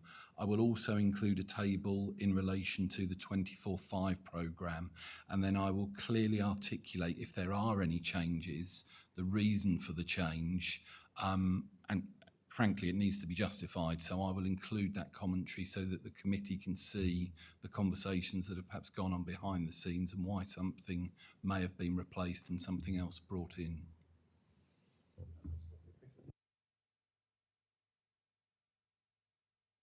I've got one comment. When we look down this, given the earlier conversations that we've had in our meeting today, and that's if I can risk offending an Antipodean, what is the difference between an Australian and yogurt? Culture. And culture doesn't get a very big mention in this, and you've put it under mental health and well-being, I think, but you didn't put it under improvement planning, if I got that right. I just wondered how, or I think it should be under the improvement plan culture rather than, because it affects everything. It's not just about staff well-being, and we know that the key issue that's been reported to us is about the board. How do you, as internal auditors, approach taking a judgment on culture? What sort of, I mean, I remember when we first met and you said you were docked into a large organisation, you could bring in expertise from hither and yon. Do you have RSM? What expertise can it bring on this cultural question? It is a good point. Sorry, I should have perhaps mentioned it in the covering, given the conversations, but I think actually it is the intention to do something on that area under the improvement plan review. I think given all the conversations we've had today, we do have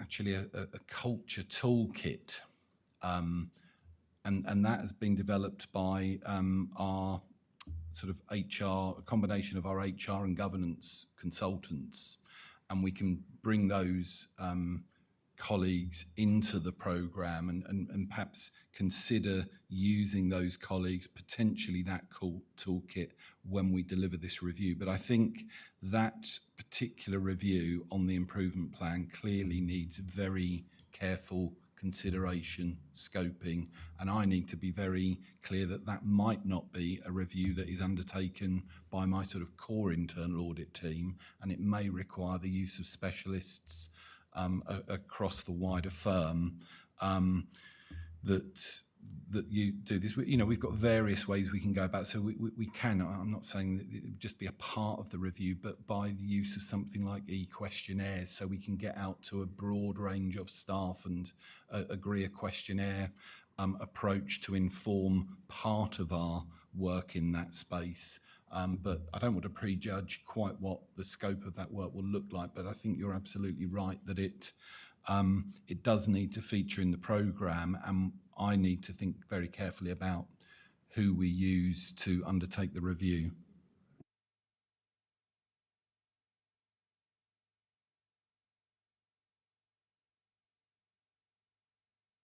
Thank you. I knew there was a reason I stayed. Yeah, that sounds really positive. We have, Chair, and yourself, Dan, we have got a set of values that has been agreed, and attached to those values are a set of behaviours, and they apply to both for members and also officers. So for me, that's a really good starting point about how you test, how those are being lived and worked to. So I think that as part of the a following improvement review would be helpful and is in line with what is part of phase 3 improvement about culture, embedding, and also demonstrating progress. So that would be helpful. But happy to have an outside conversation. But we've got a framework that we have set ourselves, is this is how we want to work, and the test is, are we doing it? And where else do we need to focus? Okay, well, if I may suggest, I mean,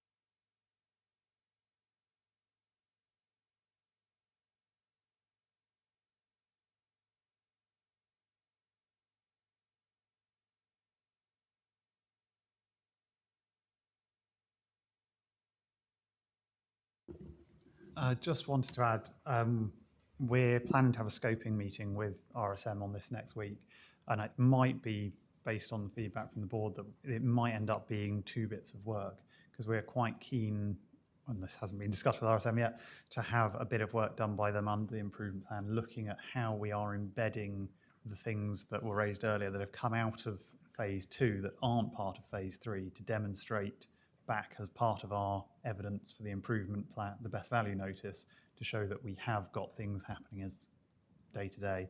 So that might end up being that as part 1 early in the year to fit in with the best value notice timing, and then a wider culture piece later on. Yeah, I mean, I think we have our support as a committee, but we do need it front and centre, and we'd like to be updated. And we've got the perfect opportunity at the June meeting to learn about where we've got to. Yeah, everybody happy? Good, thank you.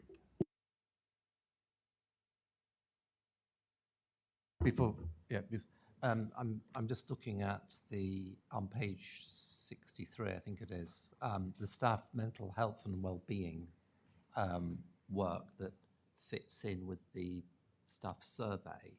And when I read this, I thought, well, does the work extend to the point where you are reframing all of the engagement with the staff in respect of culture and integrating these 2 sets of work, so that you leave behind you something that is embedded, that's recurring, so that the culture and whistleblowing and all these elements that are so important to the improvement programme are embedded, and there's continuity built in. I don't frame that very well, but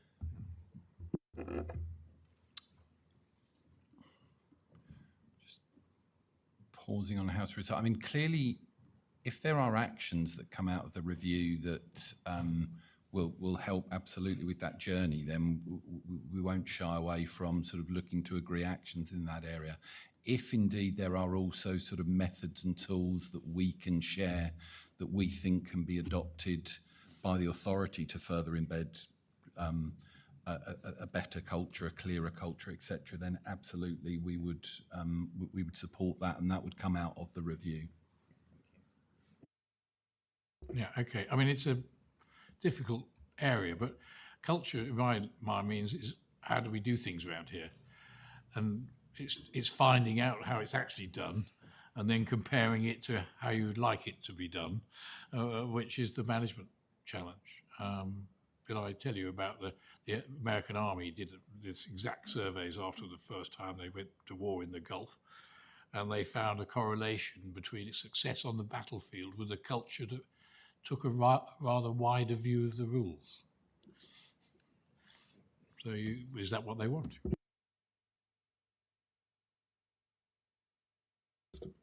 So we're content with the plan plus the culture point. All right, thank you very much.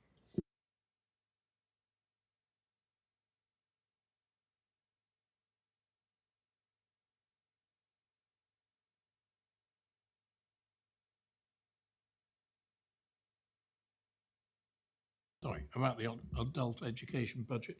There is a confidential piece of paper around which puts tails on donkeys and names and that ever. Now we could go into closed session to have that thought about, or what we've done in the past is we've normally found that there's enough insight into the assurance from the public document. So unless anybody feels otherwise, I think we'll plough on with the public document. Okay, Janet. Thank you, Chair. Good morning, members. The purpose of the report today is to provide you with an update on the audit and assurance process around some of our skills funding streams. The Combined Authority has been responsible for the delivery of adult skills since devolution of the adult education budget on the 1st of August 2019, with a recurring budget of around £12 million. I've upped it there, I've doubled it. £12 million. And since 2022, we have received by delegation level 3 free courses for jobs funding with a financial year budget of around £800,000. Assurance has been completed annually on the AEB since the 21-22 academic year. The combined authority is required by the Department for Education to demonstrate that appropriate controls are in place around the funding which it receives from government that is being spent by learning organisations for the benefit of residents in our region. As part of this, the combined authority placed its reliance on the annual funding assurance work undertaken by independent audit firms, where sampling and testing is completed to reach an opinion over use of funds, which the provider has claimed and received from the combined authority over the course of that academic year. We continue to fund two types of learning organisations, both grant-funded local authority further education colleges and procured independent training providers. Our annual assurance approach helps us to ensure the best possible skills outcomes for our learners, local employers, and helps to ensure value for money for taxpayers. We are acutely aware of the importance of managing public money appropriately. The report that you will have seen is in reference specifically to the last academic year, which was the 1st of August 22 to the 31st of July 2023. Testing was based on a standardised funding assurance approach where we sampled both AEB and free courses for jobs funding streams in order to provide a conclusion and to be able to report back to the Department for Education as is required of us as part of devolution. And in the future, as more funding is devolved and delegated from central government, the combined authority will be required to expand this assurance work. During the period, as you would have seen from the report, 5 of our AEB providers had been selected to receive the funding assurance visit. I'm happy to report that all audits have concluded within the planned timeframe, and we have reviewed the results to inform any next steps as appropriate. You will also have seen in the report that provider 1 had an unsatisfactory use of funds result. The audit firm has confirmed that the funding errors identified as part of testing have been corrected within the data, meaning that the funding has already been returned to the combined authority. The provider at this point is aware of the issues, however, we will be following up with them to discuss this in detail. Looking ahead to the audit plan for the current academic year, using a risk-based approach, we will identify providers who will receive an assurance visit, and they will be notified in writing in due course. Audits are planned to conclude within the current academic year so that any funding errors can be corrected in year and returned to the combined authority. Our wider assurance approach also includes internal controls such as performance management and monitoring quality assurance reviews, and we continue to work closely with Ofsted, ESFA and the other combined authorities to share intelligence and inform compliance as a sector. Thank you for listening. Happy to take any questions. Thank you, Janet. Yes, I'm there. Right, any questions? Andy. Thank you, Chair. I've had some experience of ILRs, and I know the issue tends to be it's a paper record that's held by the individual learner and it doesn't come back in time. So are we being critical of organisations where maybe it's the learner that's causing the ruckus, or is it that their systems are problematic? It can be the latter. So the audit is based on data which is reported to us during the academic year, a sample of learners as you've rightly mentioned, and it's the provider's responsibility to have claimed the correct funding through the ILR based on the paper evidence which is checked as part of that audit. So are we saying that, there's an issue with paperwork processing, or it's actually structural controls within the organisation that's the issue you're looking at? Apologies, I didn't follow that up, did I? No, sorry. Is it simply, as we've had in other elements of this meeting, is that the paperwork hasn't caught up, or is it actually structural issues that you're concerned about within the organisations and the fact that they're not claiming correctly? Yes, so the responsibility is on the provider. So essentially, if the audit finds that there's no evidence to support the claim, so potentially it could be that evidence was missing, that would be highlighted as part of the visit. The provider would have the opportunity to check records and, go back through the learner paperwork. But I suppose what we're saying is that if the evidence isn't in existence of achievement, for example, we wouldn't have expected an achievement payment to have been claimed. So funding has to be claimed in accordance with evidence. I hope that answers the question. Sorry.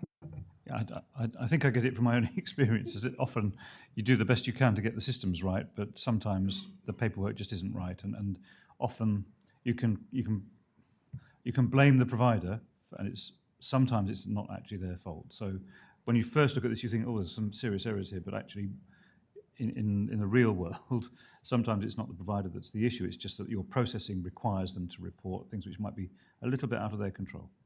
Thank you. That's great. Thank you.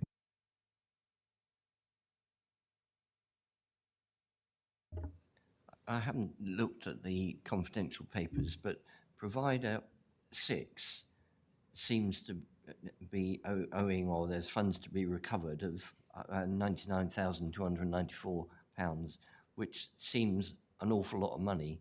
So, and particularly as this is a retest rather than an original sample. So, two questions really. One, why on earth couldn't provider 6 get it right this time round? And do we have any mechanisms to ensure that they do get it right? And are you confident that the sample size is big enough, bearing in mind that you've discovered unsatisfactory use of funds for 1 out of 5 providers? That's quite a high percentage to me. Thank you. So I suppose, yeah, so on the first question of provider 6, what was the issue?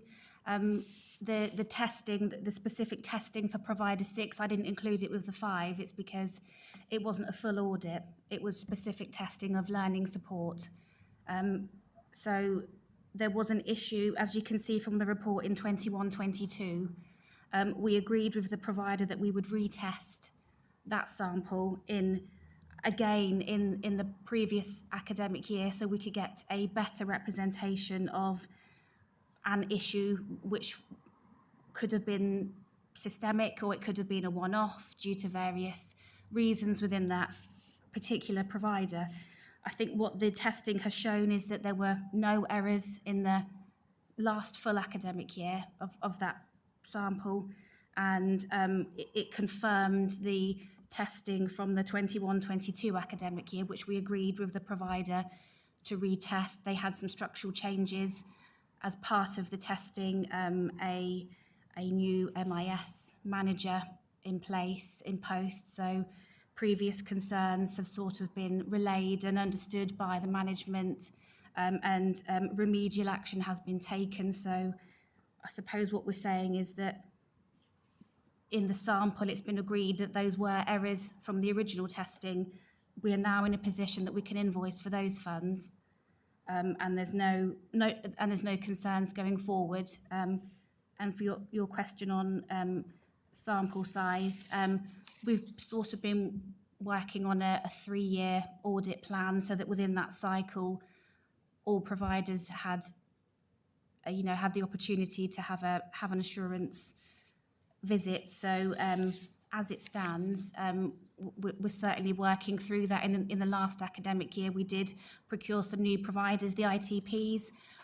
All of those within this sample were really, really low error rate, but below 0.2%. So on that basis, we're sort of comfortable that the sample sizes are where they should be at this moment in time.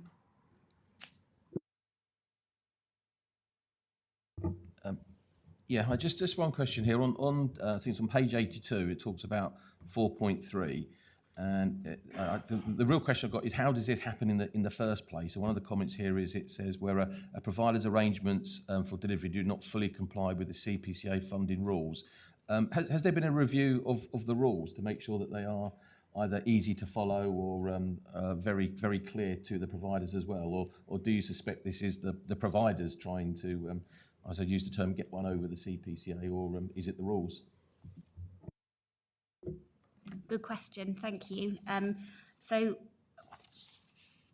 since devolution, providers have not only had our funding rules to review to work towards. They've also still got national, which is ESFA's funding rules, and it can be any local intricacy, for example, a local flexibility where people within a certain postcode would get an uplift, for example, or a low wage flexibility. So these things can certainly be, as you suggested, a provider trying to get one over, but in our experience, it's simply that they've missed something, or that they simply haven't claimed the funding in a compliance sense correctly. So it can be any number of reasons. And as I mentioned with the previous provider, I think it was more down to the structural team, the way they were reviewing the rules and implementing their management information claims around that.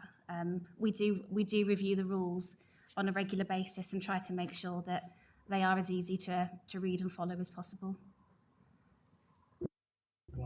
And I just wanted to reiterate a point that's made in the report. These audits aren't us going in, they're collaborative. When we find something that's not right there, we work with the provider to give them the opportunity, and if there is any misunderstanding with those rules, we work with them to resolve them and give them every opportunity to get what needs to be done in place and make sure they do have understanding.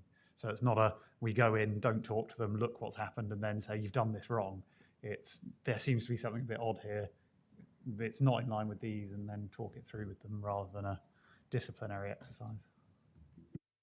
Yeah, it's just looking at some of the numbers on there. They look quite alarming on there, and sometimes prevention is better than cure, as it were. And I just wonder if there's sort of something that could be done up front to resolve the situation in the first place, and then prevent a lot of that additional work that goes on in the background afterwards. Thank you. Right. Well, thank you very much, Janet, and for answering our questions so ably. We couldn't have asked the questions without the quality of the report. When I first started this role, I had no idea what AEB stood for, and I didn't comprehend just how much public money is involved. And I think what the report and what you've done has given us reassurance that it has been well looked after in the public purse terms, and we look forward to, it's an annual event, I think, coming here. We look forward to next year. Okay, thank you. We've noted both your report and your plans for the coming audit. Thank you. Thanks very much.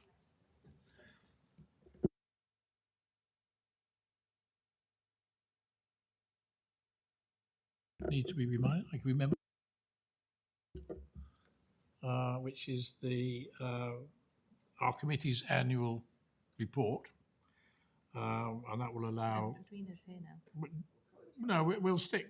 You can have time to collect your thoughts, Edwina, and we might still have a question for Rena before we get there. So where are we? 96.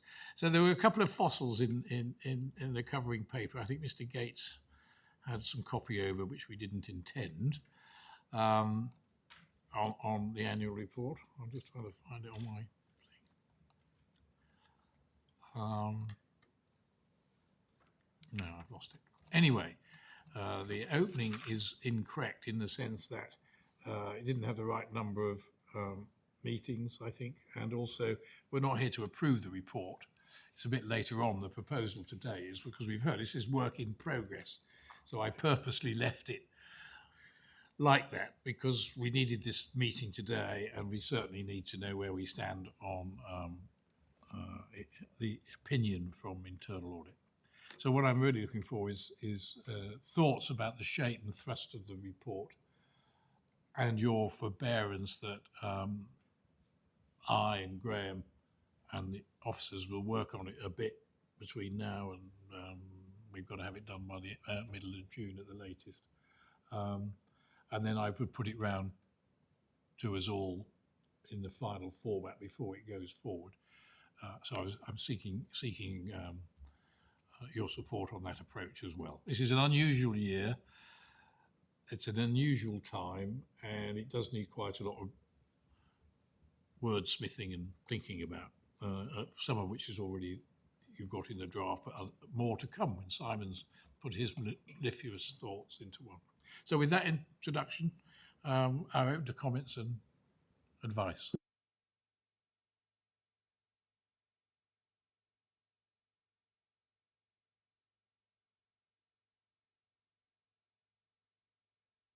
Yeah, so it's just one comment. It was on page, oh gosh, where's the page here? Page 9, where it's got the makeup of the memberships. I just wonder, because it's got it under the political parties, but I thought I'm here to represent the district council I'm here for. And I just especially like we have on our nameplates here where our representation is for the particular district councils or councils that we're here for. I just wondered if that was something that is of relevance at all.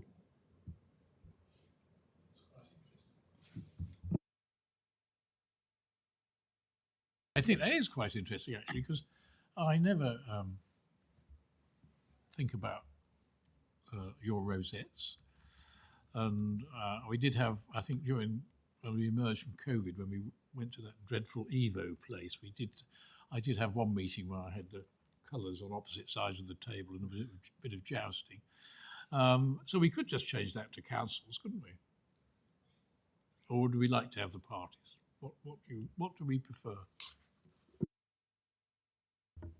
I'm with Gary. I think that it should be councils personally, but isn't there a rule within the terms of reference that we have to have a political proportionality? And I can't remember, but Anne will tell us.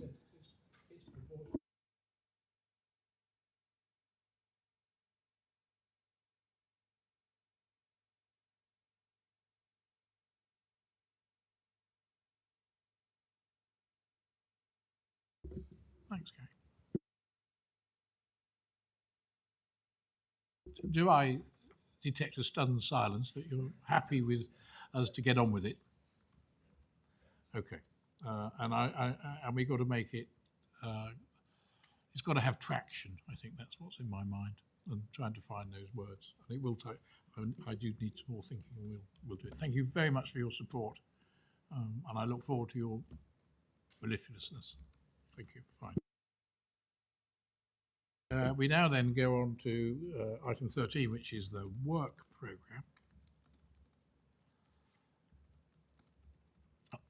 And we have debated hitherto, whether we have too many or too few meetings. The work programme puts out 6 dates for meetings in the coming year, and there's a list of development sessions in there. And the work programme, as far as I am aware, covers all the things that we normally cover, but I've looked for advice or comment.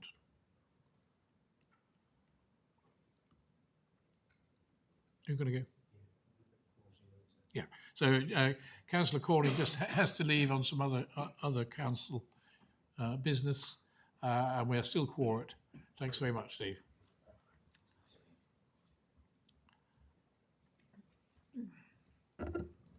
Just very briefly, I don't have any problem with the work programme. I think we're sort of aspiring longer term to have fewer meetings, but I think we've got plenty of topics in the coming year, and I think it justifies having 6 meetings next year, and that's pretty clear from the work programme that we have. So I'm happy with the report.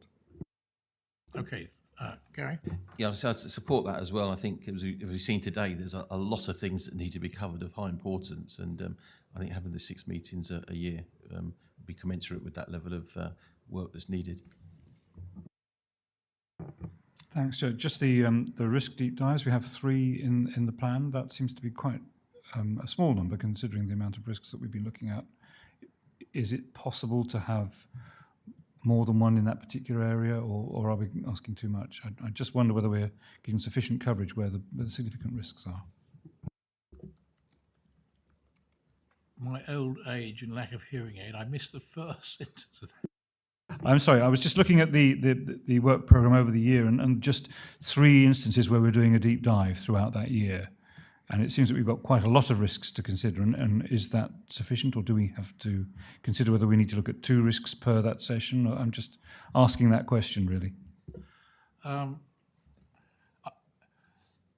don't know. I think, could I ask you to bear that thought in mind when we get the deep dive proposals, and we'll be flexible as we try to be. I do note there's quite a lot of development suggestions at the bottom of the work plan, but do we have any development time slots in our diaries, or do we need officers to go out and get some times for online? Because all the development can be, and we could even do a deep dive in a development session. Could I ask? Are we happy for me to ask officers to go out and get in our diaries some online development dates through the year, and then that makes it easier to juggle our lives. Okay. All right. And we have, Andy, agreed that for the next meeting we'd have culture and BSM and that effectively is a risk deep dive, isn't it? So if we cover both of those, I think that'd be helpful. Good. Right. You didn't have to do anything. Get off easy. Okay, it's 12 o'clock-ish. Edwina is now going to take us through the papers that we put to one side, which is the Code of Conduct, Code of Conduct Constitutional Review, item 10, and then the shareholder report. And for item 10, you should have in front of you, not in the pack, but the separate paper that was put round later by the monitoring officer, which incorporated some comments that came from a CA board member. So that's not in the pack, it was a separate. Are we all on that? It's got lots of red in it. Ink, I mean. Okay, all right. Edwina. Thank you, Chair. Good afternoon, committee. Quite strange being on this side, but but yeah, So thank you for the opportunity to come and present the paper to the committee, especially from the last committee meeting where we had conversations about whether there needed to be changes to the Code of Conduct. So I wouldn't run through the whole of the paper, but just speak on the sections that I think I would like to highlight. Firstly, the chair has helpfully pointed out that there are amendments to the paper, and I apologize for the late circulation of the paper. That's because comments were received from a board member which had previously missed from the paper that come to the board in March, but to rectify the situation, the comments are in there. So the issues really are threefold. So the first one is whether the Code of Conduct should be, whether the LGA Code of Conduct should be adopted either as in whole or in part, or whether you wanted to make some suggestions. And the second issue is whether you wanted to review your terms of reference. And finally, some discussion and comment about the comments from the board member. So the LGA Model Code of Conduct, which I will assume that the committee has read, but just to give some background, so this is a code of conduct that has been produced by the Local Government Association after consulting with several local authorities and monitoring officers, and they then came up with this model code of conduct attached to that as guidance on hearings and several other appendices which are listed in this report. The other issue that I wanted to highlight is you did ask at the last meeting for me to go and look at neighbouring local authorities and whether they've been adopted. There is a table on page 6, and it sets out the status of the Model Code of Conduct with regards to the local, our constituent authorities as a CPCA, so the 7, and then I went further to look at all the combined authorities, and there is a mix there. But generally, I think what I would like to say to that is there was a survey that was done by the LGA, and it found that 67% of local authorities had actually adopted the Model Code of Conduct. And just this week, East Cambridgeshire adopted the LGA Model Code of Conduct. So I think those are the things that I sort of wanted to highlight. I mean, the Model Code of Conduct is quite, I think it's quite useful for local authorities to have it, because then it creates like a uniformity, especially with dealing with code of conduct issues. And, so every local authority sort of signed up to the same code of conduct. I think those are the main things I sort of wanted to talk about. And unless there are any questions, I will stop there.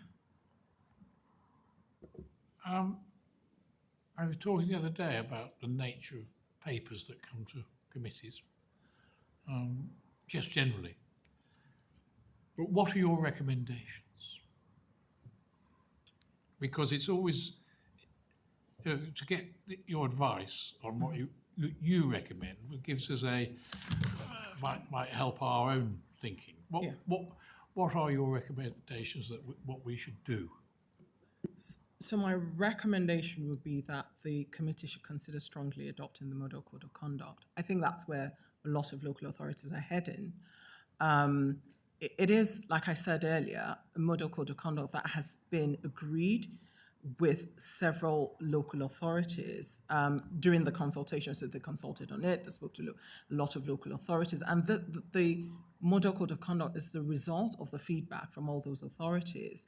And I think if you do look at our Code of Conduct, it's quite similar to the Model Code of Conduct. It's just that this Model Code of Conduct really incorporates comments from the Committee on Public Life.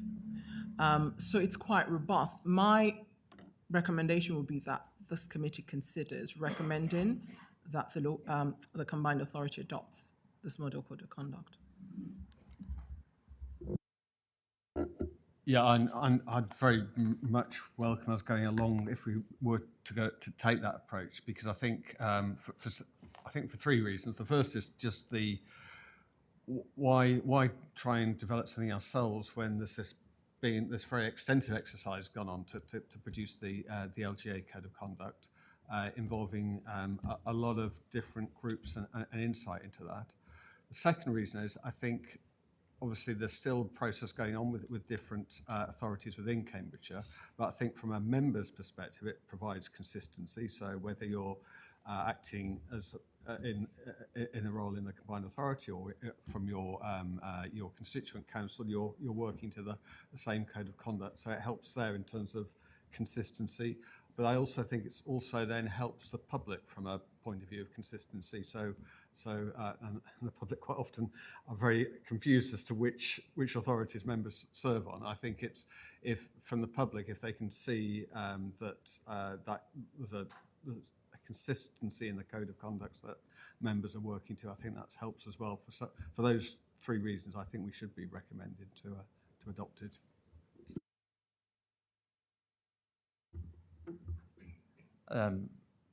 In recent history, this authority has been something of a governance outlier, and therefore to adopt something that's approved nationally, agreed nationally, is normative. And it makes us less of an outlier and more of a trusted organisation. So I think we should do this. I was just wondering what your recommendation was around the other recommendations, C and D, about the associated guidance and the guidance on the complaint handling.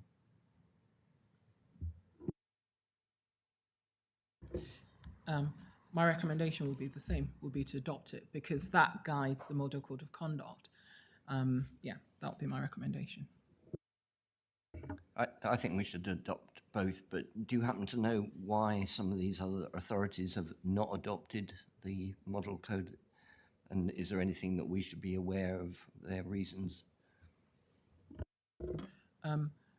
Not all of them, but some are in the process. I'm aware that some, for example, I believe work is in the process of going through the process of adopting the Model Code of Conduct. I think some have taken it to the relevant committee and they've asked them to come back maybe with further information. And yeah, I don't know the answer for all of the authorities, but I know that at least 2 on the list are going through the process, via the governance. Okay, well, can I take it then that we will recommend to the board the adoption of these 2 standard documents? Okay, that's that bit done. Thank you. Then what are your recommendations regarding our terms of reference? My recommendation really is there's nothing really to amend. I remember we looked at it fairly recently. I can't remember the exact date now, but within the last 6 to 9 months, I would say, unless there's anything that any member thinks needs to be in there, I don't think there's really is any reason to make any amendments to the terms of reference which you've recently just adopted. And I believe it covers every issue that you might want to, as a committee, deal with. That would be my view. But obviously, I'm in the hands of the committee. Yeah, well, we did rearrange the terms of reference in order to enable the hearing panel to function in the way it did. We did say after the hearing panel that we would look at how things went. I haven't heard any suggestion that from a process point of view there was anything that needs to be improved. And indeed, I think in the external auditor's report, there's a line in there about that it was conducted appropriately. So I don't think we need to change that. So we agree not to change our terms of reference. I'm just thinking, what else have you got in here?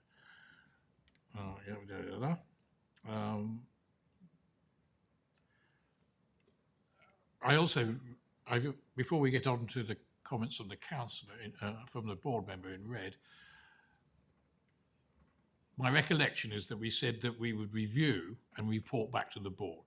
So out of this meeting today, we will be in a position to say we have reviewed, we recommend this and this.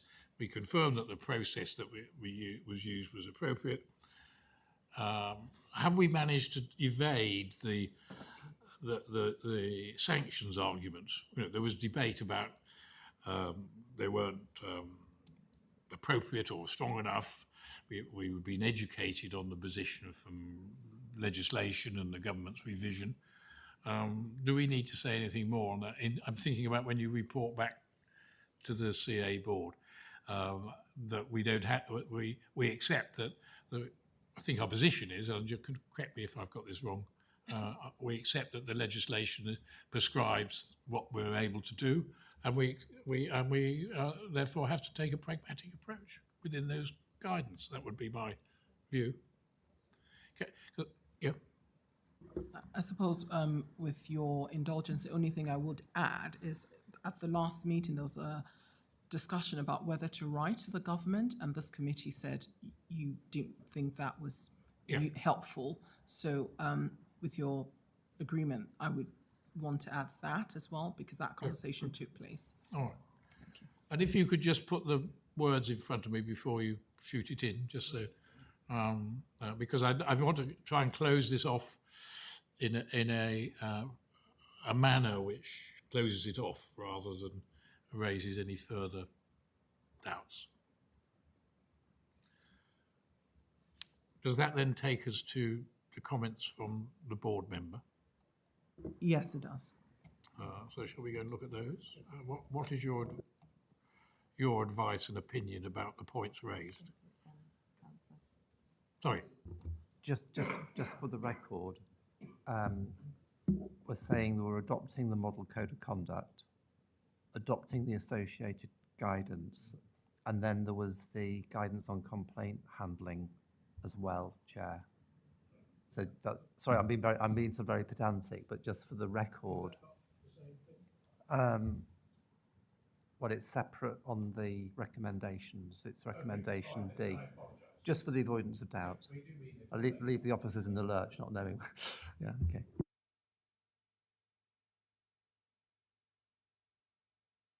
Another thought in my mind. apart from pressing the wrong button. By adopting these standard approaches, what turbulence does that cause within the CPCA in implementation? I mean, does it require a big bureaucratic exercise, or is it straightforward? Not bureaucratic, but more sort of administrative work. And I think as officers, we'll deal with that. We'll probably need to amend, not probably, we will need to amend the Constitution so that the Code of Conduct, the model Code of Conduct is replaces the old Code of Conduct. It's more administrative tasks. Okay, well, if the paper that you send to the board is point that out, and then there'll be a timeline of introduction of when it could be in place. And thank you. In my wish to do it so elegantly, I tripped.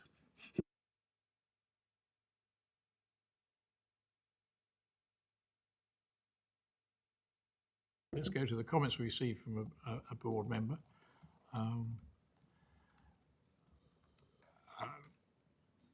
Would you like to give a monitoring officer's opinion on this before I ask for comments? Yes, Chair, if you're happy to take my comments now. Okay, so there are really 4 comments that have been made by the member of the board. The first one was requesting that the committee review the written apology that was sent to those involved in the Code of Conduct hearing that took place on the 14th of November. And this was discussed at the January meeting of this committee. And my recollection was the committee didn't think there was anything further to add or to do to that. The second question was whether an apology should be given by the mayor to the constituent authorities. I have in the report given my view on that. Having looked at the Constitution, what the Constitution requires is an apology from the subject member who's been found to have breached the Code of Conduct to persons affected. So I suppose 2 things in my mind. One, it says persons. Maybe I'm being a lawyer, but the word persons would suggest to me we're talking about human beings, live persons. And then the second thing is, because the constituent authorities will not be the complainants, in my mind, it is difficult for then the committee to ask a subject matter to apologize to constituent authority when they haven't made the complaint. So that would be my view on that. And the third question is a full review of how the whistleblowing policy and the Code of Conduct interplay with each other. That is a matter within the purview of this committee, and it's one that the committee can look at a different date. The whistleblowing policy, I did bring it to this committee within the last 6 months, just updating the committee about the recent changes to the whistleblowing policy. But that policy in itself falls within the remit of HR committee because it deals with employee issues. But I brought it to this committee so the committee is aware of the updates to the policy. But this committee can look at how the whistleblowing policy kind of interplays with the Code of Conduct. But I didn't want to bring a report now because first you need to make a decision on whether you adopt the Model Code of Conduct, and then subsequent to that, I can bring another report that kind of teases out these questions. And the final question was a full review of safeguarding practice and training at this authority and all constraint authorities. My firm view is this is not within the remit of audit and governance. This falls squarely with the HR committee because the safeguarding issues relate to employees, and that's what the HR committee has delegations to deal with. If there are maybe member issues that fall or kind of ensue from safeguarding issues, then maybe at that stage would be a code of conduct issue, and then obviously will fall within the purview of this committee. So my view, I believe, is in the report that a safeguarding policy can be taken to the HR committee when required. And if this committee wants an update when that's done, then I can feed back to this committee. But my firm view is it's not within the remit of this committee. Thank you, Chair.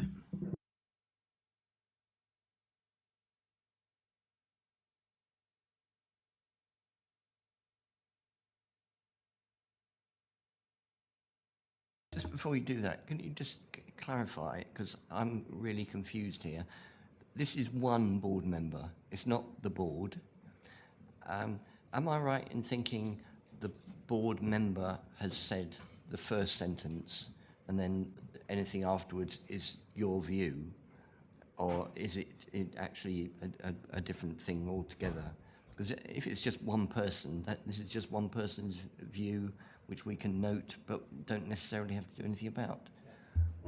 I can confirm, and I apologize, maybe I should have said that out, so that the question is from one board member, and the way I've kind of arranged it is the question is set out first, and then my view on it follows immediately, but there is sort of, what's it called, a dash in between to kind of separate the two. But yes, you are correct, it's not the board as a whole, it's one member of the board.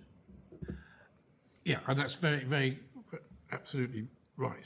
And I think we are being, we don't have any protocols on this. This is the second time we've taken an input from a board member. We could write some protocols, but I just think we are being inclusive. If a board member takes the trouble to bring something to our attention, then we should give it consideration. And I get the bit about the hyphen, but I don't think I got that before. I think I mean, to me, number one is easy. A review of the committee of the written apology. That is the what. Our job is the why. Or sorry, the how. It was the how was there had to be an apology. It isn't for us. It isn't in part of our remit to take a judgment on the what. It's outside our remit. On the second one, the apology to the constituent authorities, that was not a sanction agreed by the hearing panel, so it's not a matter for this committee. I'm sorry, I'm just trying to, I'm not bulldozing, I'm just trying to, I don't understand the whistle policy and code of conduct interplay question. Is this because one takes a long time and the other one can't do it until the other one is over? Is that do we think is that what you interpret it as? I was just thinking, we're here to look at processes and that they work, and who has the operational responsibility for which one of those is largely relevant to what we consider, which is, have we got a system that works? So yes, absolutely, it's HR business, but our role, surely, is to make sure that the how is functioning. So I don't think that particular comment works for me. But do we think the germ of this is that we couldn't deal with the code of conduct issue until the investigation had been done, and was that whistleblowing policy that the investigation was done? So Edwina said she's going to bring a report back on this. Is that correct? The interplay. No, I'm not recommend that.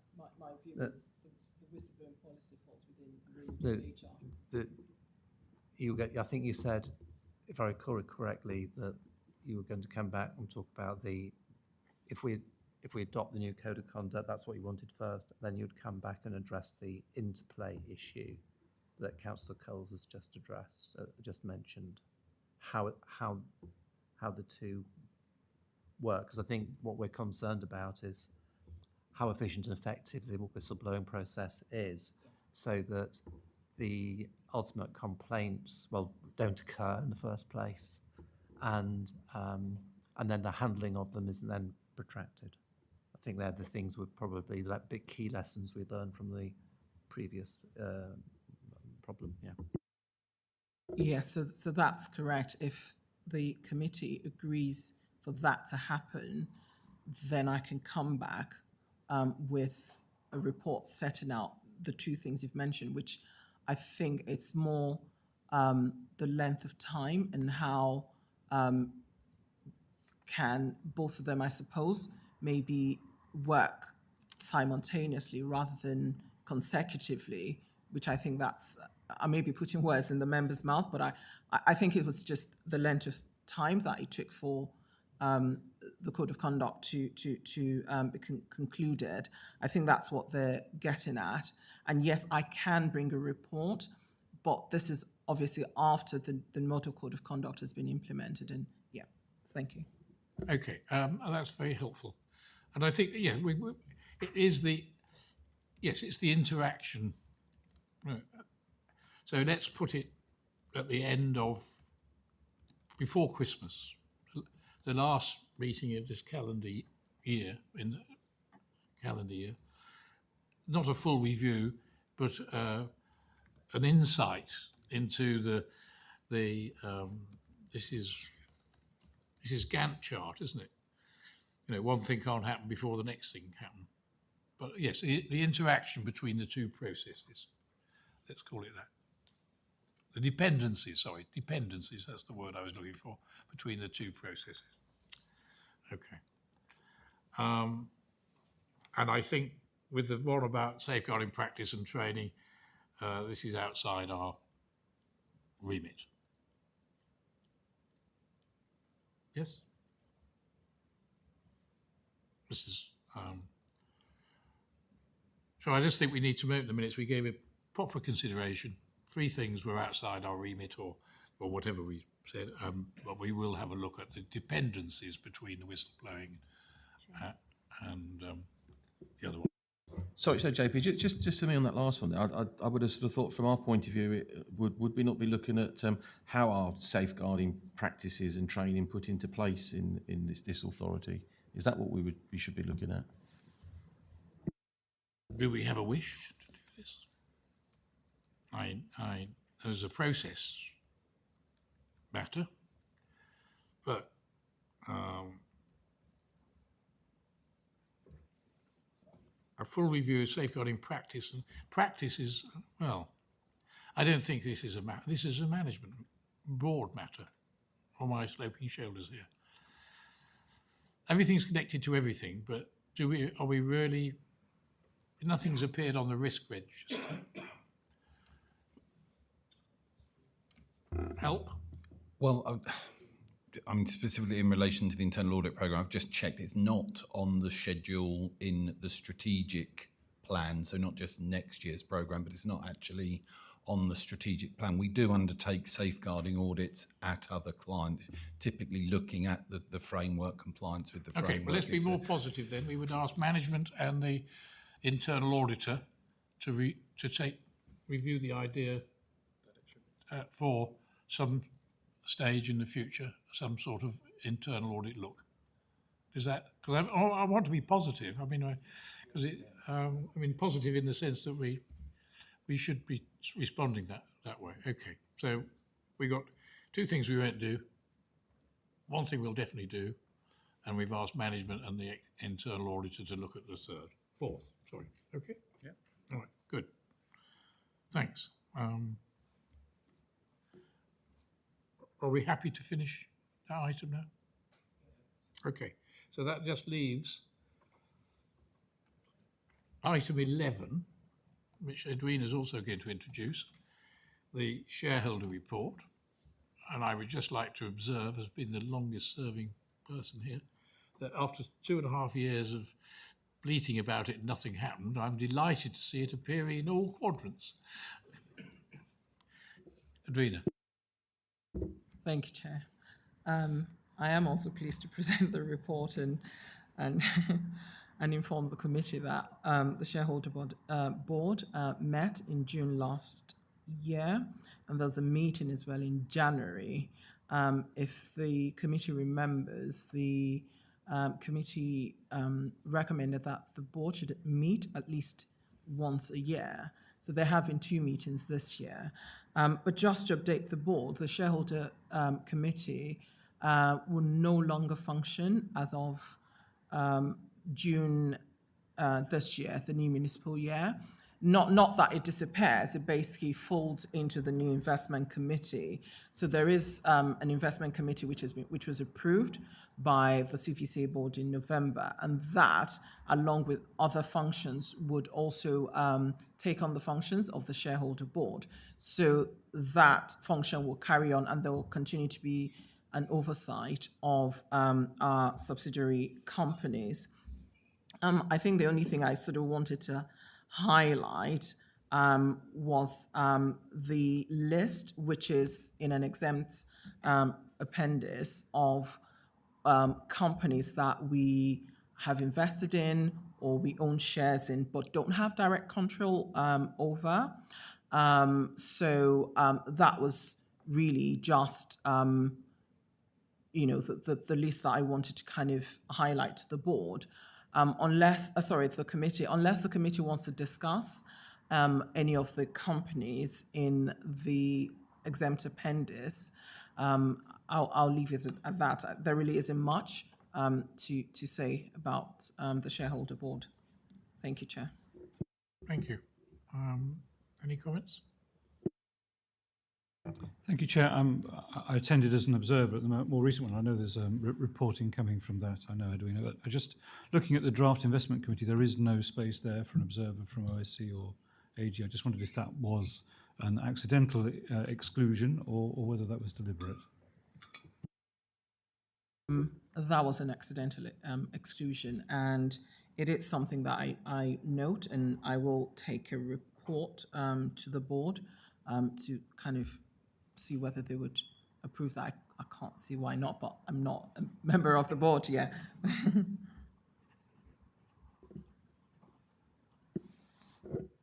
Okay, well, thank you. It was good to see it. We got one action, which is to document that inclusiveness of observers being able to attend, and it's encouraging that that the combined authority has now got it firmly in its management eye. So I'm grateful for that. So that brings us to the date for the next meeting is the 20th of June. And who knows who will be around the table. Those of you are having elections, if any of you are, then I wish you well. I'd personally like to say thank you very much for what has been a most productive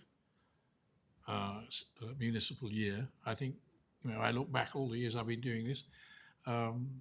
This is the most engaged, thoughtful group that we've enjoyed. And so I'm deeply appreciative of that, because it does make it clearer that this is not just moving paper around, but thinking about how the organisation works. And of course, there's a lot to get our teeth into, which also helps. I think in the first couple of years, it was like having tea on the beach. We didn't know what the hell we were about. But anyway, but thank you. Wish you well. I hope I see as many of you as possible around the table in the next municipal year. Thanks.